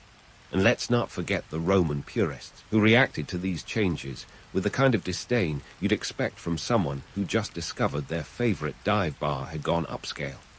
They saw the influx of Persian goods as a threat to traditional Roman values, an erosion of the stoic, no-nonsense image that Rome had cultivated. To them, silk was decadent, spices were indulgent, and any senator caught wearing the latest Eastern fashion might as well have been caught in a scandal involving a chariot and a questionable parade float. This tension highlights a key aspect of cultural exchange. It's rarely smooth sailing. As much as we like to romanticize the idea of different cultures coming together in a harmonious blend, the reality is often a mix of admiration, jealousy, and resistance. The Romans might have adored Persian luxury, but they were also wary of the influence it wielded. It was a delicate dance of embracing the new while safeguarding the old. As we continue our journey through this cross-cultural tapestry, remember that the story of Rome and Persia is as much about rivalry as it is about respect. The Romans may have borrowed heavily from Persian culture, but they did so with a keen eye on their own standing and identity. In this ancient tale of culinary and sartorial intrigue, we see the timeless human truth. Luxury isn't just about possession. It's about perception, a fact as relevant today as it was 2 millennia ago. And so, the saga of Rome and Persia rolls on, rich with flavor and fabric, a testament to the enduring power of cultural exchange. Now, as we shift our gaze from the silks and spices to the stones and structures, let's peel back the curtain on how ancient Persia's architectural prowess left a lasting impression on Roman urban design. Imagine, if you will, Roman architects huddled over blueprints from Persia, the ancient equivalent of binge-watching a rival, empire's greatest hits. Not exactly the romantic image of lone Roman genius sketching the Colosseum over a glass of Chianti, is it? The truth is, Rome was a master of adaptation, and nowhere is this more evident than in its architecture. Don't get me wrong, Romans could build a mean aqueduct, but when it came to architectural flair, they had a habit of borrowing with style. The Persians, on the other hand, had been pioneering urban planners since the days of Cyrus the Great, around 550 BCE. They were the original city slickers, with places like Persepolis and Ctesiphon showcasing grand avenues, opulent palaces, and intricate gardens that made any Roman villa look like a quaint country shack. Take the arch, for example. The Romans are often credited with perfecting it, which they did, but the Persians had been using it long before Rome even thought about its first circus. The Palace of Darius in Persepolis was a marvel of engineering, utilizing arches in ways that would make any Roman architect nod in grudging respect. This was no small feat considering the Persians didn't have access to the concrete the Romans would later use to revolutionize construction. Talk about building without a safety net. And then there's the dome, that iconic symbol of Roman architectural genius. Yet, long before the Pantheon was wowing citizens with its heavenly oculus, Persian architects were experimenting with domes over their fire temples. It's as if the Romans peeked over their eastern neighbor's shoulder during a particularly intense game of architectural charades and said, "We'll take it from here, thanks." But let's not pretend this was just a simple case of copying homework. The Romans had a knack for taking these elements and pushing them to new, sometimes extravagant heights. Roman public spaces became grander, more imposing. The Forum Romanum, for instance, while uniquely Roman, was influenced by the broad ceremonial avenues found in Persian cities. These spaces were designed to impress, to convey power and stability in a world that was anything but. A bit like modern politicians posing in front of national landmarks, there's a message in the backdrop. Let's talk about the economic implications of this architectural borrowing. Building grand structures wasn't just about aesthetics. It was a strategic investment. Romans understood that imposing architecture could solidify their rule and influence over conquered populations. It was an ancient form of soft power. Displaying this architectural prowess was like unfurling a massive "we're in charge" banner over the empire. But it didn't come cheap. The cost of constructing these edifices was astronomical. For example, the Colosseum, completed around 80 CE, likely cost the equivalent of several $1 billion in today's terms. Yet, these investments paid dividends in terms of social cohesion and political stability. Not to mention, they left a legacy that still draws millions of tourists annually. Now, let's take a moment to debunk the myth of Roman originality. The romanticized vision of Rome as the birthplace of all things grand and enduring doesn't hold up under scrutiny.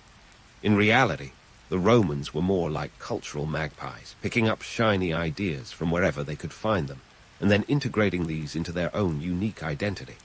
It's a bit like how your favorite playlist is a mishmash of genres and influences, each track borrowing from the ones before, yet creating something distinctly you. This cultural remixing was essential for Rome's survival. By the 2nd century CE, The Roman Empire was a sprawling conglomerate of diverse cultures and peoples. The ability to adapt and absorb foreign influences wasn't just an artistic choice, it was a political necessity. It allowed Rome to present itself as a cosmopolitan hub, a place where different cultures could come together under the banner of Romanitas, a blend of Roman traditions with the best of what other cultures had to offer. But of course, not everyone was thrilled with this open-door policy on ideas. Just as today, there were those who saw this cultural blending as a threat to traditional values. The purists, if you will, who believed that Roman architecture should remain untainted by foreign influence, much like someone insisting that pineapple on pizza is an abomination. Yet, like that contentious tarping, the Persian influence was here to stay, much to the delight of those who appreciated a broader flavor palette. As we continue exploring these architectural exchanges, remember that behind every grand facade is a story of cultural interplay. The Romans might have taken inspiration from Persian designs, but in doing so, they created a distinct architectural language that would echo through the ages. So, while we might celebrate the domes and arches as Roman achievements, let's tip our helmets to the Persian architects who first set the stage. Our journey through this cross-cultural odyssey is far from over. The tale of Roman and Persian interactions is as layered as the bricks in a Roman aqueduct, each piece integral to the whole.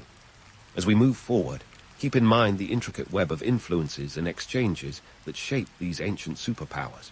It's a story of rivalry, respect, and relentless innovation, a testament to the enduring power of cultural exchange. And so, as we transition from the grandiosity of architecture to the subtler, yet no less impactful exchanges of the spiritual realm, let's shift our focus to a different kind of cultural import, religion. Or, to be more precise, a particular Persian spiritual practice that wormed its way into Roman culture like a catchy tune you can't stop humming, Mithraism. Now, if you've never heard of Mithraism, don't worry. It was the ancient world's equivalent of a cult hit, popular among the Roman military and the working class, but never quite making it to the top of the religious charts, dominated by the state-endorsed pantheon. Yet, its influence was as profound as a sudden plot twist in a favorite series, and it all started with Mithras, a deity who was the spiritual Kale of the time, trendy, exotic, and a bit mysterious. Mithras was originally a Persian god associated with oaths and covenants. Picture him as a cosmic notary public with a penchant for bull-slaying, a ritual act that symbolized renewal and rebirth. As this cult made its way to Rome, it found fertile ground among soldiers. The reasons were pragmatic. Mithraism's emphasis on loyalty, bravery, and camaraderie resonated with military life. Think of it as the ancient equivalent of a team-building seminar, but with more mysticism and less awkward icebreakers. By the 1st century CE, Mithraic temples, known as Mithraea, were sprouting up across the Roman Empire like mushrooms after a rainstorm. These weren't grand basilicas or towering temples. They were modest, often hidden sanctuaries located in caves or underground chambers. This added an air of secrecy and exclusivity, making the cult as enticing as a speakeasy during Prohibition.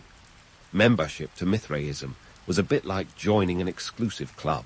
It involved a series of initiations, each one more challenging than the last. Think of it like leveling up in an ancient RPG, with each stage offering deeper insights into the mysteries of Mithras. Initiates were sworn to secrecy, which only added to the allure. After all, nothing piques human curiosity more than something you're told you can't know. The rituals themselves were a mix of the solemn and the bizarre. The highlight was a communal meal, echoing the Last Supper, shared in honor of Mithras. But before you imagine a summer gathering, think again. These feasts were a raucous affair, more akin to a modern tailgate party than a silent meditation. Soldiers would bond over shared bread and wine, discussing everything from the latest battlefield tactics to which guard could bench press more. Economically, Mithraism offered a unique form of social currency. Being part of this cult could open doors within the military ranks, providing connections and camaraderie that were invaluable in a world where trust was as precious as gold. It's like networking, but with more sacrificial bulls and fewer business cards. Now, let's address the myth of Roman religious superiority. The Romantic narrative often paints Roman religion as this monolithic, unchanging entity. But in reality, It was as fluid as a politician's promises. Romans were spiritual opportunists, borrowing deities and rituals from cultures across their empire. If a belief system worked, they were more than happy to give it a Roman twist. This pragmatism was partly driven by political necessity. As Rome expanded, it needed to incorporate diverse populations, each with their own spiritual practices. By adopting foreign gods, the Romans could placate conquered peoples and foster loyalty. It was an early form of cultural diplomacy, a way to say, we might have annexed your homeland, but hey, your gods are cool with us. But Mithraism wasn't just a case of cultural appropriation. It offered something genuinely new to Roman spiritual life, a personal connection to the divine that traditional Roman religion, with its focus on grand public rituals and state-sponsored ceremonies, often lacked. In this way, Mithraism filled a spiritual void, providing a sense of intimacy and personal involvement that was as refreshing as finding a quiet cafe amidst the hustle of a crowded city. Yet, let's not ignore the darker side of this religious exchange.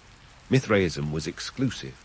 Women were barred from participating, making it a boys' club of sorts. This exclusivity was both a strength and a weakness. It fostered strong bonds among its members, but it also limited the cult's broader appeal. Imagine trying to run a modern organization and telling half the population they're not eligible to join, not exactly a recipe for universal success. The rise of Mithraism also reflects a broader trend in the Roman Empire, the shift towards more personal, mystical forms of spirituality. This was a time of social upheaval, economic uncertainty, and political instability. In such an environment, traditional Roman religion, with its emphasis on civic duty over personal salvation, started to feel as outdated as a toga at a hipster brunch. People craved a deeper, more personal connection to the divine, and Mithraism delivered. As we continue to unravel the threads of this cultural tapestry, keep in mind the complex interplay of pragmatism and idealism that defined Roman religious life. The Romans were not above borrowing a good idea when they saw one, but they were also fiercely protective of their identity. It was a delicate balancing act, one that would continue to shape the spiritual landscape of the empire for centuries. In the grand mosaic of history, Mithraism stands as a testament to the enduring power of cultural exchange. It's a story of adaptation and innovation, of how an ancient Persian deity found a home in the heart of Rome, influencing not just religious practices, but the very fabric of Roman society. So, as we prepare to dive deeper into this tale of spiritual intrigue, remember that the story of Rome and Persia is far from over. There are more mysteries to uncover, more myths to debunk, and more truths to reveal. Stay tuned, because this ancient saga is just getting started. So here we are, standing at the crossroads of ancient history, where Rome's imperial spotlight meets the intricate shadows of Persia. We've journeyed through the spicy corridors of cuisine, strutted down the silk-laden catwalks of fashion, and marveled at the architectural wonders that rose from this cultural melting pot. But as the curtain falls on this historical drama, let's zoom out for the grand finale, the legacy of Persian influence on Rome and what it means for us today. Let's start with the tangible stuff, the bricks, stones, and spices that left their mark on Roman life. If you've ever visited the Pantheon in Rome and found yourself awestruck by its massive dome, remember that the Romans weren't shy about borrowing ideas. They were the ancient world's equivalent of venture capitalists, taking bold concepts and making them bigger, if not always better. And let's not forget those Persian spices, which transformed Roman dining from bland mush into a culinary adventure. Drizzle some saffron into your stew, and suddenly your dinner party is the talk of the Senate. But beyond the material, there's the intangible, those elusive strands that weave through the fabric of a culture. The influence of Persian administrative practices, for example, didn't just help Rome govern its sprawling territories. It reshaped how Romans thought about governance itself. It was like upgrading from a flip phone to a smartphone. Suddenly, you have a whole new set of tools at your disposal, and the world feels a little smaller and a lot more connected. Now, about those myths we've been busting like piñatas at a particularly lively fiesta. The romanticized view of Rome as the unyielding, original fountain of Western civilization doesn't hold water when you consider the Persian contributions. If Rome was the mighty oak, Persia was the fertile soil in which its roots took hold. Sure, the Romans had innovation in their DNA, but they weren't above cribbing notes from their Persian neighbors when it suited them. The real story of Rome is one of adaptation and reinvention, not unlike a rock band reinventing its sound with each new album. And let's talk about the economic realities that fueled this cultural exchange. The Silk Road wasn't just a trade route. It was the lifeblood of a bustling global economy that connected the Mediterranean to the Far East. Goods weren't the only currency on this ancient highway. Ideas, art, and even religions traveled those dusty paths, enriching both ends of the route. Rome and Persia understood this, which is why they were willing to endure the headaches of diplomacy and the occasional border skirmish to keep the trade flowing. In a way, their relationship was a precursor to modern globalization, complete with its benefits and pitfalls. Drawing parallels to our own time, we see echoes of this ancient exchange in today's multicultural societies. The blending of cultures, while sometimes fraught with tension, often leads to creative bursts of innovation and understanding. Just as modern cities are enriched by their diversity, so too was Rome a richer empire for its Persian influences. The Persian gifts of art, architecture, and administration were like ancient threads woven into the Roman tapestry, creating a fabric that was both resilient and beautiful. In pondering the legacy of Persia's influence on Rome, we find ourselves questioning the narratives that have been spun for millennia. How much of what we consider quintessentially Roman was, in fact, a Persian import? Was the Roman genius truly Roman, or was it the sum of many parts, a mosaic of borrowed brilliance? These questions remind us that history is rarely the straightforward tale we imagine it to be. It's a complex, messy, and often contradictory story, full of borrowed ideas and shared inspirations. In closing, let's raise a metaphorical glass to the tangled web of history, where Rome and Persia danced their intricate dance. Their relationship was one of rivalry and respect, of borrowing and innovation. It's a story that challenges us to look beyond the surface of history, to see the interconnectedness of cultures, and the shared humanity that lies beneath the grand narratives. So, as you drift off to sleep with these tales of ancient empires swirling in your mind, remember that the past is never just a collection of dates and events. It's a living tapestry, rich with the colors of countless cultures, woven together by the hands of history. And who knows, maybe in some distant future, historians will look back at our time and see a similar dance, a cultural exchange that shaped the world in ways we can only begin to imagine. Sweet dreams of ancient worlds and timeless legacies.